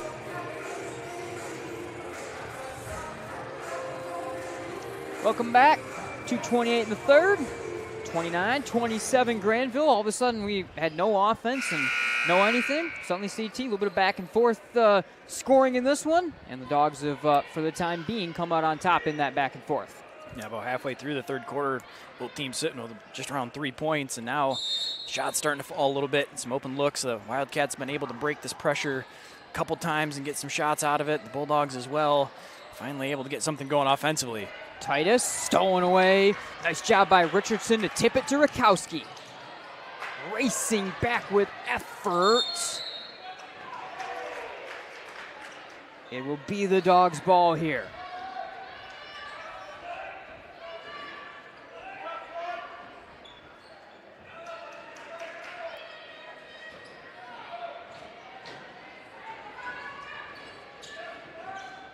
Gregor driving on Butler. Grang all alone. Nice find from Gregor. Dogs up a couple of scores. Yeah, Gregor going along that baseline, draws the defense over, able to get that pass back in the middle of the floor to Grang, who's wide open underneath the basket. Maynard out of the corner. Gregor chases it down for the Bulldogs inside the final 2 of the third.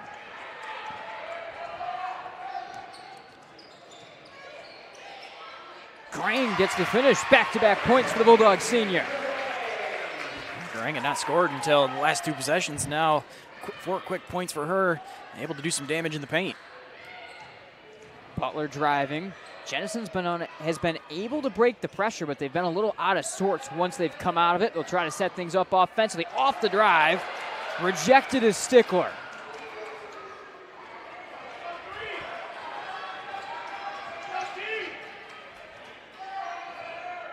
Here's Rakowski. Coach Timmer's set to make some quick substitutions in a moment. Rakowski with a minute on the clock, backing it out, taking her time. Dogs maybe looking for the final shot out of this. Here comes the pressure. Here comes Rakowski. Off the bounce. In her best type of offensive situation, she's got 6. Dogs with the largest lead. Titus breaking the pressure on her own. Down the steal. Had Richardson, didn't quite see her on the take up the floor. Rakowski will take it out and do the same right here. Gets the defense pulled in from Stickler, the sophomore guard. Dogs leading by 8, largest lead we've seen either team be able to stretch it to in this game with a good offensive run to close the quarter. 15 seconds on to Rakowski. And Rakowski is fouled by Stickler. That'll be the 4th of the quarter on the Wildcats. It looked like initially as the Bulldogs got possession off the turnover, might have had numbers to go 2-on-1 instead. Though the benefit of that now, going to have the chance to try to ride this down to the end of the third quarter, get the last shot, setting something up. They've been waiting to go. And there, as Rakowski was looking to make a move, gets fouled, but still 10 seconds, plenty of time to work. Inbounded Rakowski and then Dowlett on the awkward exchange in. Here's Gregor with 4. Poked by Maynard. Rakowski has to let it go at the buzzer. Didn't quite know the time. And that'll take us to the end of the third. 35-27. Grandville by 8 over the Wild.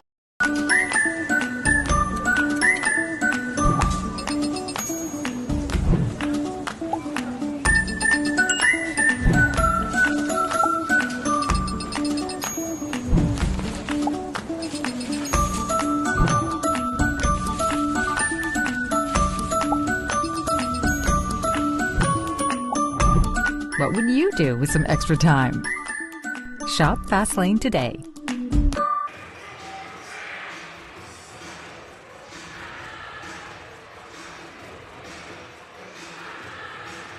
Somebody once said life moves pretty fast, and that's exactly how we like it.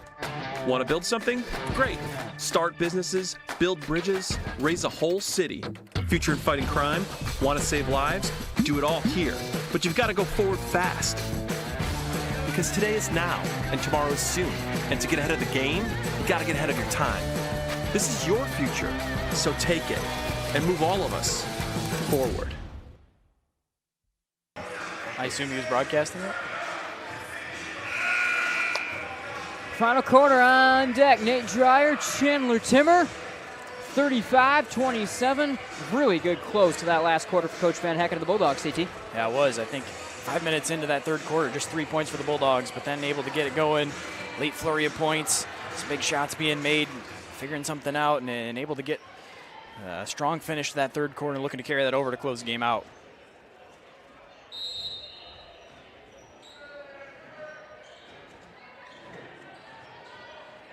Fully expect to probably see Jenison try to up some of their pressure defensively. Now needing to find 8 points back in a game that there have been a lot of points at a premium. Triple from Richardson. Here's Rudy Maynard. Titus.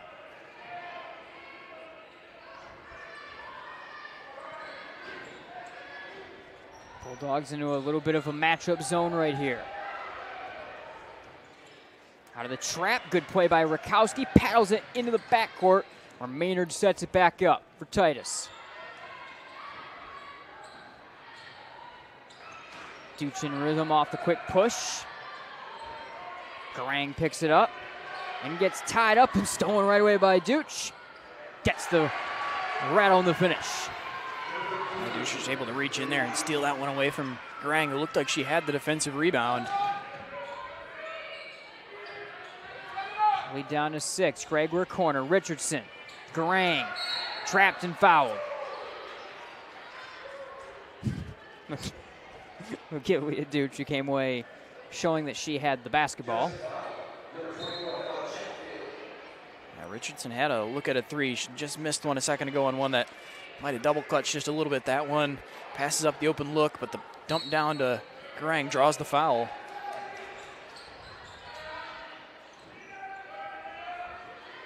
Gregor triple.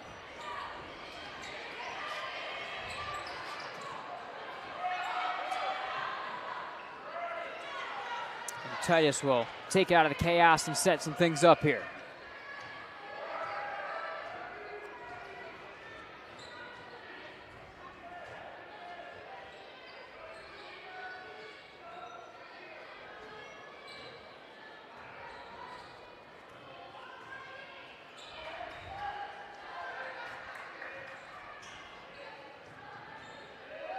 Chatfield to the corner from Maynard.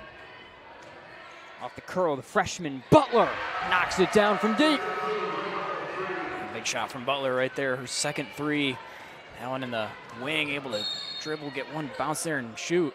Rakowski fouled on the floor on the drive to the basket. And just like that, 1-score game. Second foul of the quarter on Jenison. That's the 3rd on Chatfield. Quick 5-0 run from the Wildcats to start the fourth quarter. Get back down to a one-possession, one-score game here.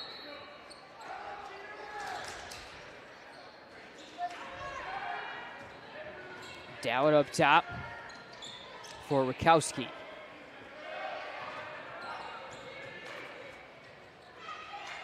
Pushing shot gets the touch. Gracie Rakowski starting to look a lot more like herself down the stretch. And able to get those drives to the basket to drop in now in the second half. Got a couple points off those aggressive moves to the basket. Looked like that one was almost going to be a tough bounce out, but able to get the friendly roll back in. Butler out of the corner has it rejected. She's got 8 off that last triple.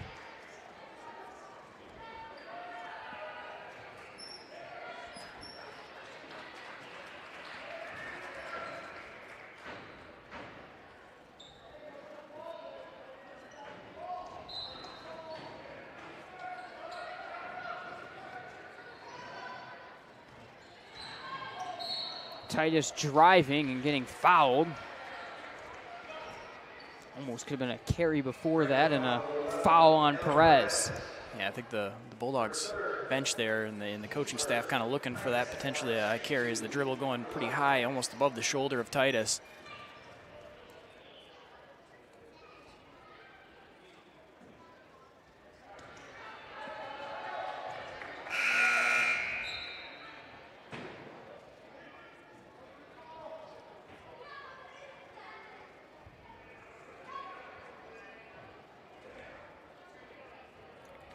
That's foul 3, by the way, on Perez, and the first on the Dogs in the quarter. Titus brings us back to 4, and she's now in a double-digit scoring with 10.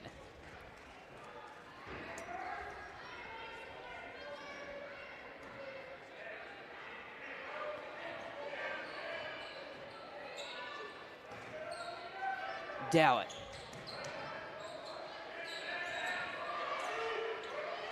Rakowski. Some trapping pressure being shown here out of a 1-2-2 by the Wildcats. Rakowski off the up fake with 5. Gregor peered at it, decides otherwise. Dogs will take their time here, work against the zone. 4-point lead.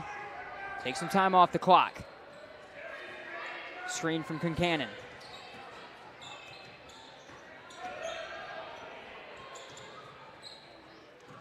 Gregor no look to Dowd in the corner. Dowd off the jab, got fouled along the end line by Stedman. Dell looking to go along the baseline there.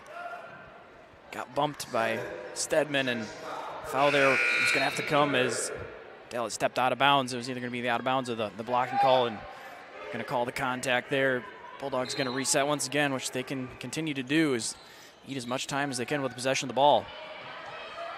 Dowd able to find Gregor off the inbound. Tries the long one. Dowd board, put back, flinging no. Rakowski fighting in the lane will get another chance out of it. Yeah, what a possession from the Bulldogs. Multiple rebounds there underneath. Perez thought about it, takes the shot with her toes on the line, and finally Jenison takes it out. Titus pushing to Stedman, pushing to Maynard. Titus. Triple. Missed it all. Long board to Maynard. Extended possessions for both teams here.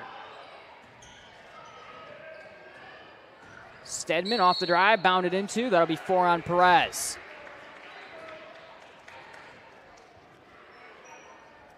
Yeah, it's going to remain the issue for the Bulldogs. They can hold on to the basketball as long as they want. Going to still need to score eventually, as the Wildcats been able to get a couple points on the board here to start. The Bulldogs do have 2 points, but the Wildcats continue to chip away at this lead, get themselves to the free throw line once again, or rather, Stedman thought she was going to the free throw line, but it's going to be an inbound for the Wildcats.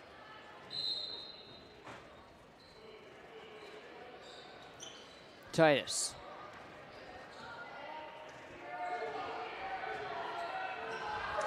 Nice find to Maynard, and she gets the roll.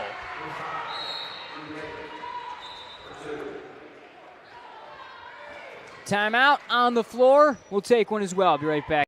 Michigan Hearing Experts sell and service several brands of hearing aids. Are you having trouble having a conversation or unable to hear the latest play of the game? We perform comprehensive hearing exams and use real ear measurements to ensure optimal functioning hearing aids for your unique needs. Our highly trained doctors of audiology are dedicated to helping you reconnect with your world. Visit MichiganHearingExperts.com to find a location near you and take the first step towards better hearing with Michigan Hearing Expert. Welcome back, Nate Dreyer, Chandler Timmer here from Vanderslice Gymnasium. 2-point lead for the Bulldogs. They're looking for a sweep of the evening. Just a tough grinder of a one tonight. Has not been a ton of offense there for either team. The pace of the game has slowed. It's going to be one of those games where it's execution on the margins down the stretch with kind of a few possessions and fewer yet scoring opportunities available down the stretch. Yeah, I think so. I think we've seen both these teams start to go back and forth a little bit. Both teams kind of trying to figure out the pieces that they've been putting together to this point and figure out what they can go to now here in crunch time. Rakowski, DeVries, back to Rakowski. Richardson. Rakowski, Bulldogs able to beat the pressure here. Reaching attempt from Chatfield on Rakowski. Nice Euro to the rack, no. Titus came away and got fouled by Richardson. That will be the third foul on the Bulldogs, 3 on either team. Really nice move by Rakowski to get in the lane once again. Couldn't get that one to drop. And then you run into some problems there as looked like it was going to be a rundown and potentially opportunity for the Wildcats to try to run and committing the foul to get reset. Stedman to the corner for Butler. Triple try, Stedman looking for the lead back, can't get it. Rakowski rips it away, couldn't get the held ball called. Now Stedman has it ripped straight away by Gregor, and it's thrown away from Richardson, a little too hot to handle. Yeah, neither team really able to get possession of the ball. Down low, ripped away, going back and forth. Eventually the outlet pass, trying to get to Richardson, and an opportunity to gain possession and try to hold on to the ball, get into your half court. Just a little bit wild. Dogs showing some zone here. Maynard, Titus, corner, Chatfield. Titus with space for the lead back. Richardson the board, able to find Rakowski with a reaching pass. Bulldogs with some tempo. Triple, Gregor. Been fighting it since her great start with 6 points in the first 30 seconds. Push to Maynard, chance to knot the game. And the putback is gonna send Stedman to the line. The sophomore can tie it at the stripe. Yeah, I like the aggressiveness from Gregor to shoot that three there, but then off the rebound, again, the Wildcats able to get out and run. One-on-one going back the other way.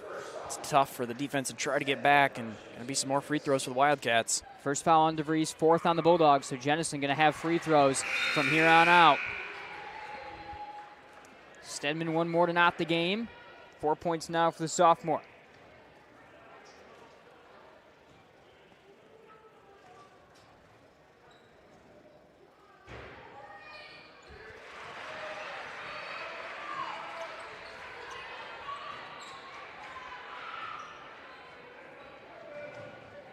Rakowski with 2:20. Trapped over the half-court line. And a foul. She had the wrist grabbed onto, wrestling along the end line in front of the scorer's table. Yeah, Rakowski was in some trouble there. The double team coming. She was just a second late to try to pass out of it, so was forced to try to hold on to the ball, and it looked like maybe it was going to try to throw it off of one of the Wildcats to maintain possession, but was getting tied up with quite a bit of contact on the arm.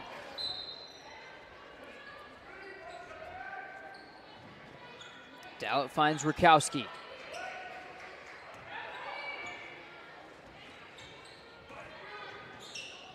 Two minutes. Rakowski bounding in the lane. Titus the basketball. Timmer a little slow to get up behind the play.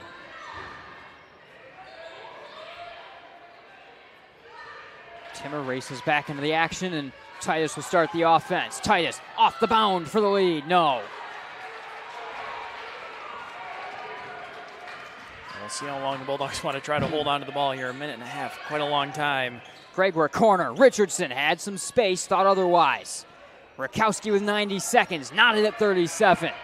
Who's going to pick up the first win of the OK Red of the year? Nice find to Dallett.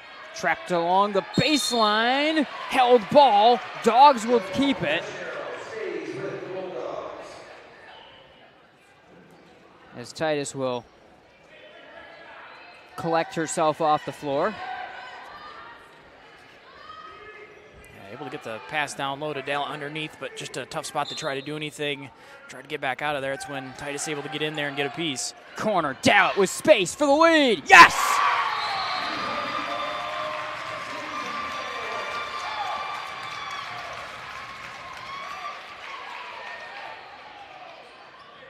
What a shot from the Bulldogs senior. And the Dogs will take a full timeout out of it. They go to their senior off the bench. She's got 6. A big shot with 1:16 to go. And the way that offense has gone puts the Bulldogs in real good position.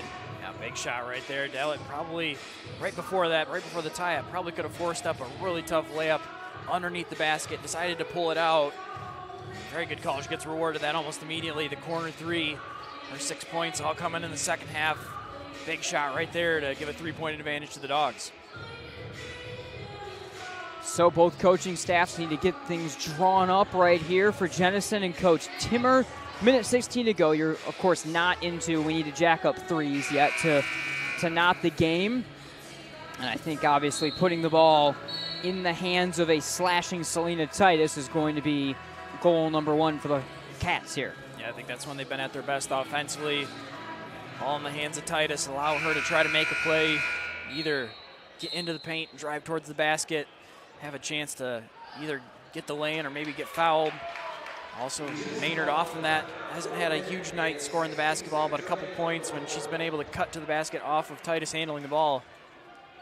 All right, 1:16 to go off the Dallett triple. The Bulldogs have gone back on top. Grandville will set up a trap here in the full court. Maynard faced up by Richardson with 1:14 to Titus. Stedman, Titus, trapped up in the backcourt.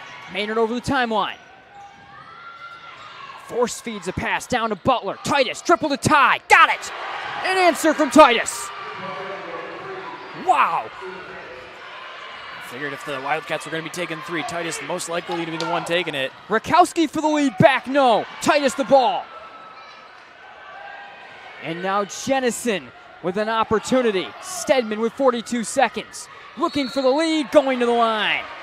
Go get DeVries on the call. Decision right there for the Wildcats as to whether they were going to try to hold on to the ball. But Stedman, a chance with numbers. Goes strong to the left side. Some late contact there once again, and some more free throws for the Wildcats to try to take the lead.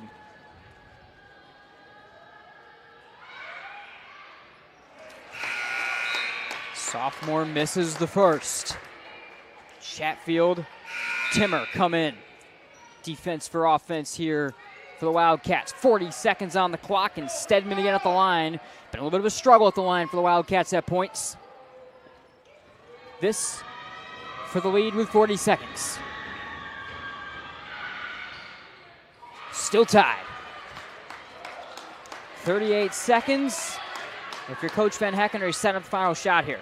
I would truly think so. They've been playing to keep away a little bit. That was mostly with the lead earlier, but it looks like now, as long as the Wildcats going to stay off, Coach Van Hecken going to have Rakowski dribble this thing down probably 10, 15 seconds of timeout here, and they're going to set something up. Yeah, they'll set it up with 21 seconds. We'll stay with you here through the break. Welcome you back upstairs, up top here from Vanderslice Gymnasium. 40-all.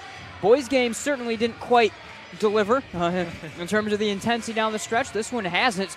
It was kind of a sleepy fourth quarter. It was close, but it was both teams kind of staring at each other. A lot of missed shots. All of a sudden, a quick flurry of back and forth answers, and the Bulldogs have now, off a couple of missed free throws from Stedman, put themselves in position. 21 seconds to set up a final possession and draw up a final possession to win it. Yeah, a couple big threes on either end to get the scoring going and get things amped up a little bit. And now Bulldogs in a situation to where they can probably try to hold on for the last shot here. We'll see how intense the Wildcats try to get and forcing a turnover of their own, but I have to imagine Coach Van Hecken here more than likely drawing something up for the ball in the hands of Rakowski. Let her to try to make a play if it's pretty well defended down low as she's trying to attack. Have someone in the corner, Dallett or Richardson potentially, try and kick it out. Rakowski up to 8 points in the ball game off a really quiet start. 21.7 on the clock. Reigning district champion Wildcats and the new look Bulldogs. Looking for the first OK Red win of the year. Dogs going for a sweep of their first home doubleheader of the season as well. Here's Rakowski with 20 seconds. The Bulldogs will start to set up their look right here. The senior will stare it. Coach Van Hecken will set up the offense himself as well. Inside 12 seconds, the Bulldogs will look for the final shot. 9 seconds for Rakowski. The senior with 5. Off the bounce, Rakowski. Gets it back, can't get the shot off. We go to overtime. They got the look, and I think they, to some extent, even got the look that they wanted. CT there with Rakowski off the mid-range, but unable to convert. And now we go to an extra quarter. Yeah, I think the Bulldogs wanted the look there, Rakowski potentially to turn the corner, try to get towards the basket, but the defense cutting off that driving lane, forcing Rakowski to try to pull up and hit that mid-range shot, which is more difficult. Unable to do so, had a chance to chase down her own rebound. Almost was going to be able to fling up another one right before the buzzer. Unable to do so, but the Wildcats there on a longer possession, able to hold up and get it to overtime. All right, on our way to overtime, 40-all.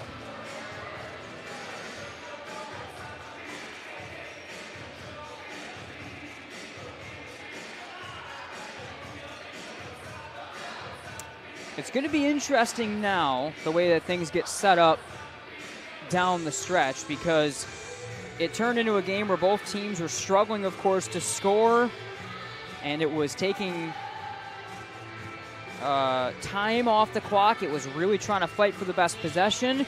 We saw a couple back-and-forth scores then at the end of the fourth quarter. I'm really, really interested what this this next overtime period is going to look like here as these two teams try to find a slight advantage. Yeah, I kind of saw that change of pace of the end-game strategy playing out for both sides. Now kind of things resetting as we get into overtime.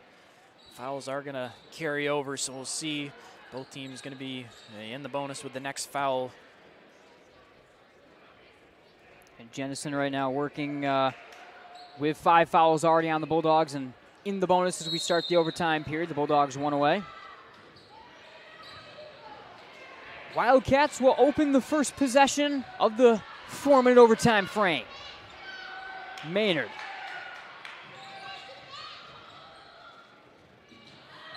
Driving and whipping one off the bottom of the backboard will send Leah Dooch to the line here. Dooch was trying to curl towards the basket, being held there. Feels the contact, able to just kind of throw a shot up there, get herself to the line. Would have been going either way for some free throws with shooting foul being called.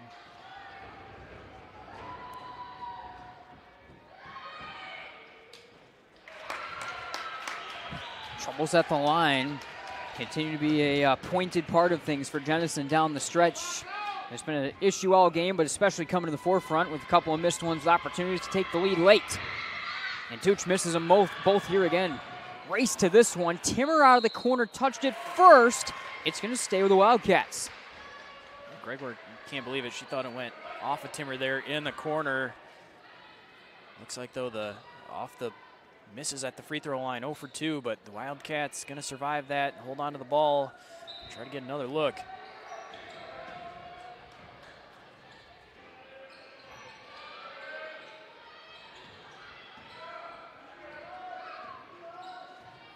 Selena Titus, 13 points for the junior, including the clutch triple to knot the game late in the fourth quarter.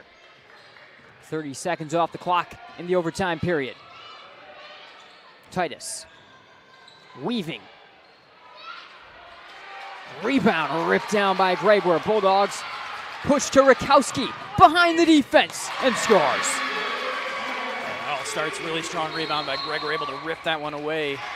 Gives Rakowski a chance in transition. And a travel on the back end of that. Could be a huge momentum burst right here for the Bulldogs. Get the breakaway bucket for Rakowski, then right away a turnover. Try to build this up. A couple-point lead. Rakowski. Richardson in the corner. Up top, Titus was able to get a piece of it.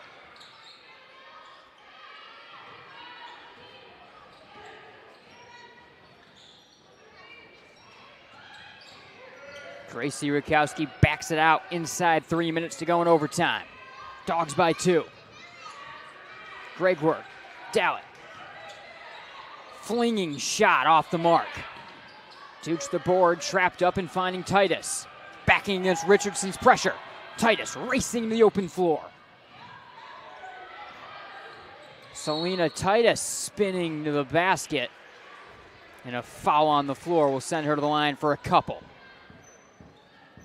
Richardson was doing a pretty good job keeping up. Titus was accelerating down the floor, trying to get downhill, but Richardson keeping up with her initially and then fouling right at the last second as Titus was getting into the lane. Third foul on Richardson.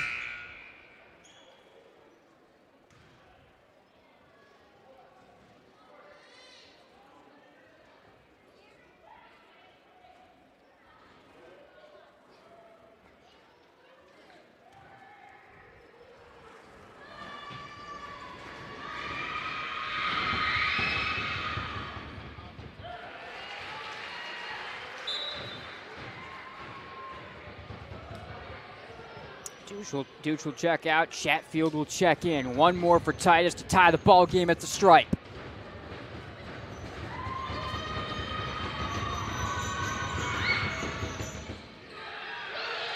Cannot get the rattle. Travel. Jenison takes it back as DeVries travels on her way down to the floor. And DeVries able to get control of the basketball initially, but then some pressure from behind. It looked like Timmer there trying to also grab that rebound, lost her balance. Timmer versus DeVries up top. 2.5 minutes to go. Bulldogs by 1. Maynard around the screen. Titus. Spinning into the paint. Off the mark. Board to DeVries. Push to Rakowski. Richardson running behind the defense.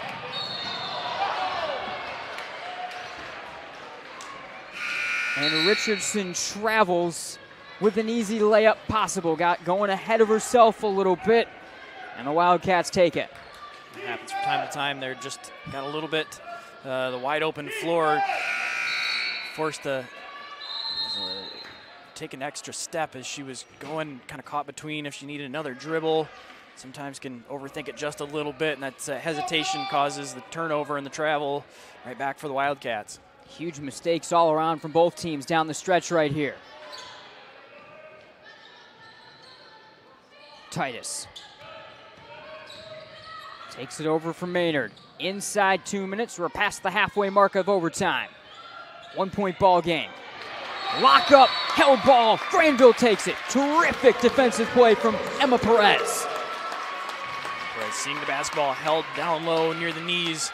Able to quickly get in there, get a piece of it, and tie it up.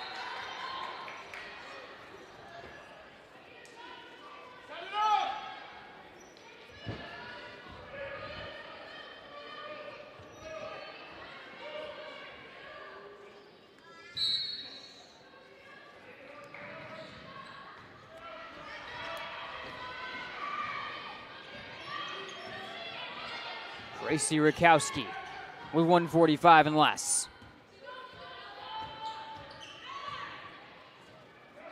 Richardson.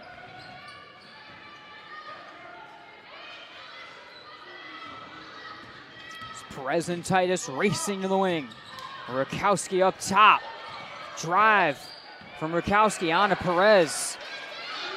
Titus gets the basketball out of that.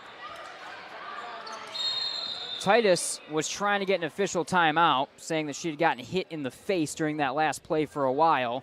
She'll get it right here. Yeah, it looked like she caught inadvertently maybe a hand to right around the nose area and was a little bit shaken up. And, of course, right away got control of the basketball and was still trying to recover. Defense! 1:17 to go in overtime. Wildcats down 1, get the basketball.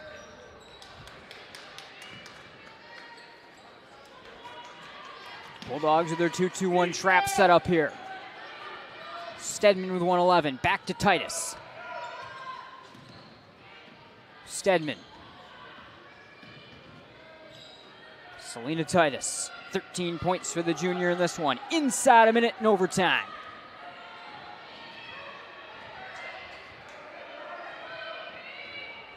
Scoring is 2-1, advantage Grandville in the overtime period so far. Maynard for Titus. Corner, triple try, got it! Bryn Butler, the freshman, with 11, and the Cats on top by 2.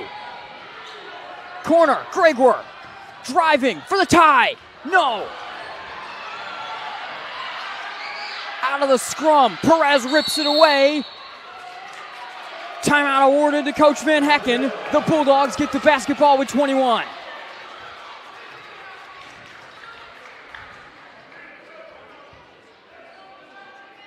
Whew, big moment, Coach Timmer. Wait a minute. Who's got possession here? Yeah, I was a bit surprised they awarded a timeout either way. It looked like we were very close to a jump ball situation. The officials are discussing it. I mean, because Coach Timmer was making the call that that's a timeout awarded to me. My team had it. Coach Van Hecken got it awarded initially, it appeared. And this is going to get sorted out during this timeout.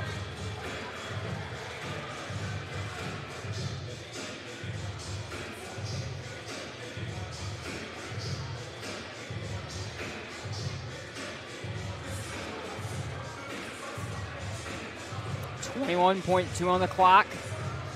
Gregor had a look out of the corner, then a good look down the baseline, just couldn't quite get it to go. But it looks like the Bulldogs have been given some new life here offensively to set some things up. Yeah, tough angle for Gregor driving along the baseline to try to put that one up one-handed. But the Bulldogs able to keep themselves alive. Loose ball on the rebound, able to jump on it, tie it up enough to where they could then get possession and be awarded a timeout. 21 seconds on the clock, Grandville down 2. They won't be able to wait for the final shot like they did at the end of regulation here. Down a couple. Rakowski out of the corner. Rakowski flying for DeVries. Stolen straight away by Chatfield and a foul. Wildcats to the line. Chatfield will have 2, and they're a big 2. She can make it a 2-score game. Yeah, Rakowski was going to drive around the right elbow and then dump it down to DeVries. It looked like what they were trying to set up, but the Wildcats defense, they're able to get some hands on it, stop that pass from going through. Now the Wildcats going to try to extend their lead. They've had some issues at the free throw line, but can wipe that memory away with a couple makes right here. Third foul on the Bulldogs, DeVries.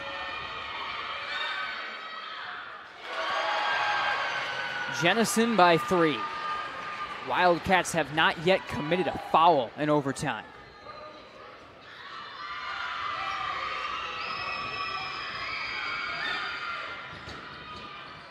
Chatfield can't get the roll. The Bulldogs are alive with 12. Here's Rakowski down 3. 8 seconds. Rakowski to the rack, gets the easy 2. Bulldogs have to pressure and foul. They don't get the foul. Coach Van Hecken can't believe it. That's ball game. 45-44 your final. No foul is called in the final moments, and Jenison wins. I think there's going to be some discussion about those final moments, but the Wildcats able to come back, and they win in overtime, CT. Yeah, really good game down the stretch there as things turn up in the overtime. Low scoring, but each possession back and forth. I think there the Bulldogs maybe a little bit of confusion as they went for the 2. Looked like Coach Van Hecken for the Bulldogs maybe was wanting the 3 to try to tie the game, figuring that was going to be their best chance, and they were going to be running out of time to try to get multiple looks at it for the foul going back the other way. Tough to say exactly, but tough one for the Bulldogs, and one that they led quite a bit of the way through first 4 quarters, and then overtime let that one get away. It was obviously an unlikely chance regardless down the stretch right there, but yeah, an interesting finish all around, and a solid finish to say the least in a 1-point win for the Wildcats. Coach Timmer's team gets back to 500 on the year. They go to 3-3. The Bulldog girls fall to 1-4. A lot more still to get to. Don't go anywhere. We'll be right back here on Game Night on Michigan Sports Radio.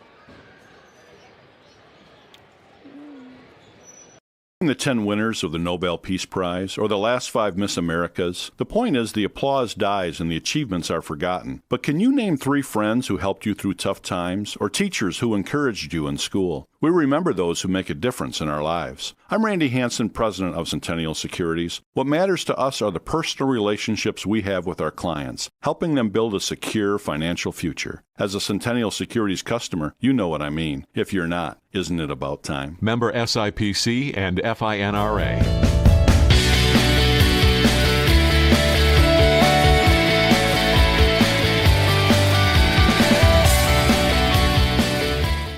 Hey everyone, Nate from Michigan Game Night. If you haven't already, make sure to check out the MGN shop. You can find it through MichiganGameNight.com or the Michigan Game Night page on Michigan Sports Radio. Click on the Buy MGN Merch button or tab on either page and find your way on over. You can check out a store that has hats, beanies, sweatshirts, t-shirts, water bottles, and everything in between, from just simple MGN logo designs to playoff featured designs, designs with famous calls and moments from MGN, and much, much more. Make sure you check out the MGN shop through MichiganGameNight.com or MichiganSportsRadio.com/MGN.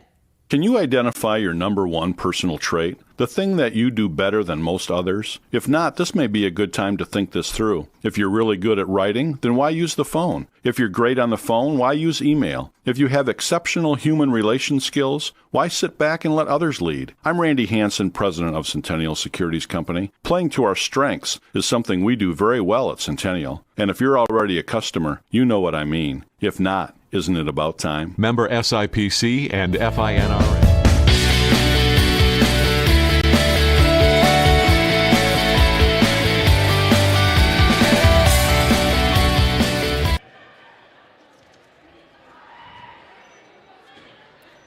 Welcome back. Centennial Securities post-game show. Nate Dreyer, Chandler Timmer, an overtime thriller in this one, and it's Jenison on the girls' side, hanging on for the win, 45-44. Wildcats go back to 500 on the year. Chandler, our scoring recap, please. All right, for the Bulldogs, leading scorer Rakowski with 12 points. Richardson had 7. Dallett, Gregor, and DeVries all with 6. And Grang with 4 points for the Wildcats. Leading scorer, Titus with 15. Butler had 11. Chatfield and Stedman each with 5. Maynard and Dooch both with 4 points. And then Timmer with 1 point. All right, so there's your scoring recap. Let's hand out some awards from this one, shall we? Let's start with our Farmers Insurance play of the game, obviously. I mean, coming down the stretch, if you are able to hit what becomes a winning shot, that's going to be the play of the game, especially when it's a freshman doing it, and it's exactly what we wind up getting out of this one. Yeah, big 3 there and a big shot, and there was quite a few down the stretch. There was not a ton of action in the second half, but then down the stretch, both teams making some big shots from beyond the arc, able to go back and forth, and then there in the overtime, the big shot right there. Yeah, and as Butler winds up with 11 points, winds up getting the triple there as well. Centennial Securities, our winning game plan. I think, honestly, to make it to overtime, I think both coaches can kind of get it to some extent, because I think both coaches were able to run what they wanted to down the stretch. It wound up kind of being a game, just one on the margins, one on the bounces, but Grandville with their full court pressure, slowing down and keeping Jenison out of a rhythm. The Wildcats getting really physical defensively down the stretch, but also not fouling, kind of both coming into it. The general style of play, you kind of have to say both coaches really played the winning game plan. It just was a game that came down to the little things on the margins. Yeah, it sure was. I think both teams kind of able to do some things that they really liked. On the defensive end, offensive end, I think both teams kind of had some moments where they didn't get to exactly what they wanted to, but you kind of saw that give and take on both sides. Both teams kind of trying to figure out that mix and match of what they were going to be doing on both ends of the floor, and then a game that came right down to the wire, that's going to make a big difference. Rainbow Grill in Grandville is open from 6 a.m. to 2 p.m. on Monday through Saturday. They present our Player of the Game award. By the way, Colin Highboard got it for the boys' game. We didn't get a chance to hand out awards with the quick turnaround for this one. Again, Butler hit the winning shot, 11 points, but Selena Titus. The ball was in her hand all night long. It was really going to come down to, in the end, her or Rakowski. Which team won? Which point guard wound up getting the winning plays down the stretch? Titus hit the big three at the end of regulation as well to knot the ball game. So 13 points. Titus, our leading scorer, and our player of the game. Yeah, I think she had some big moments there. Kept quiet in the first quarter, but then able to kind of take the game over for the Wildcats, get things going on the offensive end and make some plays down the stretch. Some big shots was a part of the Wildcats' comeback and the overtime win. All right, split tonight. Grandville boys with a big 30-point win, and then an overtime thriller that Jenison by 45-44 on the margins wins in the girls' game. Busy week next week on MGN. Stay tuned to us on social media at MI Game Night to know exactly for sure what we're going to be doing, but Tuesday night, we'll be at West Ottawa. Of course, in the OK Red doubleheaders now, we'll have both of those games as the Bulldog ladies take on Gabby Reynolds and a really good West Ottawa team. The Grandville boys trying to stay red hot on the start of the year and get the win there. It's girls first at 5:30 and then boys to follow, so we'll be on there at about 5 o'clock from that one. Then Friday night, the plan is Grandville at Rockford, so Brock Conkle and our Rockford team at Michigan Sports Radio will have the video coverage from Rams territory as the Bulldogs have a big rivalry game early in the conference season. Our plan, we got to confirm it, but it's mostly confirmed. We're going to be video coverage at Zeeland for the doubleheader there, as we've got Zeeland East and Zeeland West in the Bird Bowl and the crosstown rivalry, or across the street, across the hall rivalry there at Zeeland. So make sure to tune to that. Big week of the Bulldogs, the biggest games and the best teams, as we always say, next week coming up. What a night to open up OK Red play on game night. Grandville boys with a win. Grandville girls, they fall. A thriller. Jenison picks up the win in overtime by a point to close our evening. For Chandler Timmer and everyone at game night on Michigan Sports Radio and MichiganGameNight.com, I am Nate Dreyer signing off. We'll see everyone Tuesday night.